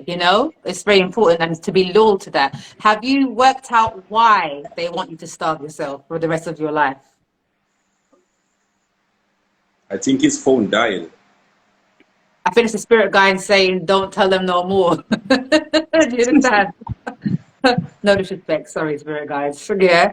All right. Let us know if you can return back. Guys, we've been doing a live here today, and big up to all you. Yeah, he's back. That's his spirit guide saying you said enough. Sometimes it's like that, honestly. I Wow. know it. I was going Yeah. to ask you, what's his star sign? That'll be interesting. If you're listening to this, please feel free to hop back on for the next 2 minutes while I give the outro and say goodbye. But thank you so much for your participation. We appreciate you. So, guys, we've been doing a live now, unusually for basically 2 hours and 55 minutes. That's normally when I do an entertainment night that is this long. How are you both feeling? Let's start with Nigel. Nigel, first of all, thank you for your grand participation and allowing others to share your live. Because otherwise, if it wasn't all right with you, I wouldn't allow anyone on it because it's your exclusive, isn't it? Yeah. So thank you very much for being generous with that. How are you feeling, Nigel? Well, I feel good because I said Maria to me is like my spiritual sister. So I don't mind That's talk nice. and learn information because she's a very wise woman. And I learned from her, she learned from me. And she also Yeah. have Jamaican parentage and she's into music. I love music. So we have a lot in common. So she's a kindred spirit and I love her. She got a beautiful spirit. So I don't mind talking Yes, he does. a bit with her. Thank you. Well, I Thank hope you don't mind that I threw another you. man in the mix because I thought, hey, there's already 2 on there. Let's just bring a third one on. Yeah, make it 4. So I feel like each one of you added different value. And this is really important because sometimes when you speak to the same person, it's like listening to a podcast with the same people. And I said this to someone the other day with this podcast. When it's just the 2 people or the 3 people, you're getting the same opinions every time you listen to them. Yeah, and that's what you're going to get if you're just listening to your own voice. So for me, that's why I have, as opposed to just talking to myself and putting up videos, I have different guests twice a week, usually every week, unless I'm having a break. And it allows me to be varied, to hear different opinions, to have different stories, happy or sad, traumatized or healed. So having you, Maria, as well as Andre, I think it kind of heated up the conversation as well, and had us all being able to be dynamic in a flow. Thank Yeah. you. Yeah, thank you. Thank you, Maria. We appreciate you. You finally got to join in You're the welcome. live. You're welcome. Thank you. Thank you, Thank you, darling. I Vivian. appreciate that. Guys, Yeah. thank you very much. Nigel, Okay. we will speak shortly so we can reschedule you. All right, no problem. Yeah? Now let's go Okay. eat. As for Andre, enjoy the fasting forever. We're going to eat some food now, even though it's after hours. Yeah? See you later, guys. Good night. Okay. Good night. Good night. Good Good night. night. Feel free to exit the live. Okay. Oh. Just press the cross. Can you see it? Yeah. Oh my goodness, that was good. Oh, Ava, you're still here, darling. Thank you. Thank you. You guys done amazing to be still on the live of this marathon talk, but spirituality of all forms excites me. It's my favorite subject, actually, because there's so many layers to spirituality, whether it's relationship spirituality, whether it's spells, whether you from church or whether I love it all. So thank you so much for still being here. And there's a name that Andre's put on here, but I can't even, I don't want to mess with the live. If someone can screenshot that, if you want to actually research anyone that's truly lived without food and lived off air. Yeah, don't try this at home, kids. All I could say. Yeah, let me know. But anyway, guys, what's today? Friday. Next week, I'm back with Adika, the gentleman, the herbalist from Nigeria, on a part 3. He's going to be talking a lot more about spiritual protection, shadow work, and not just talking about spirituality, but the work that comes with it as an individual spiritual person or spiritualist. Yeah. So next week, lock in. And then on the Friday, I've got 2 guests returning. We have Christopher Barrett, and we have who came on 2 weeks ago. And we have Ron, he's the one that spoke about prostate cancer about 3 weeks ago. They both coming on to join me, and we're going to be talking about when your ex is an ex for a reason. Okay, why do you still have phone numbers of past exes and lovers that has no value in your phone book, and why do you still have pictures in your archives? It's a topic I've been wanting to do for a while, so I'm going to bring these fellas on. If there's any women out there also that want to join me, let me know, why do you have numbers in your phone book? Why do you have pictures? what purpose does it serve other than stimulating dead energy? This is what I want to talk about. It's my subject. So let's have it. That's next Friday. Yeah. All right, guys. Have a very good night.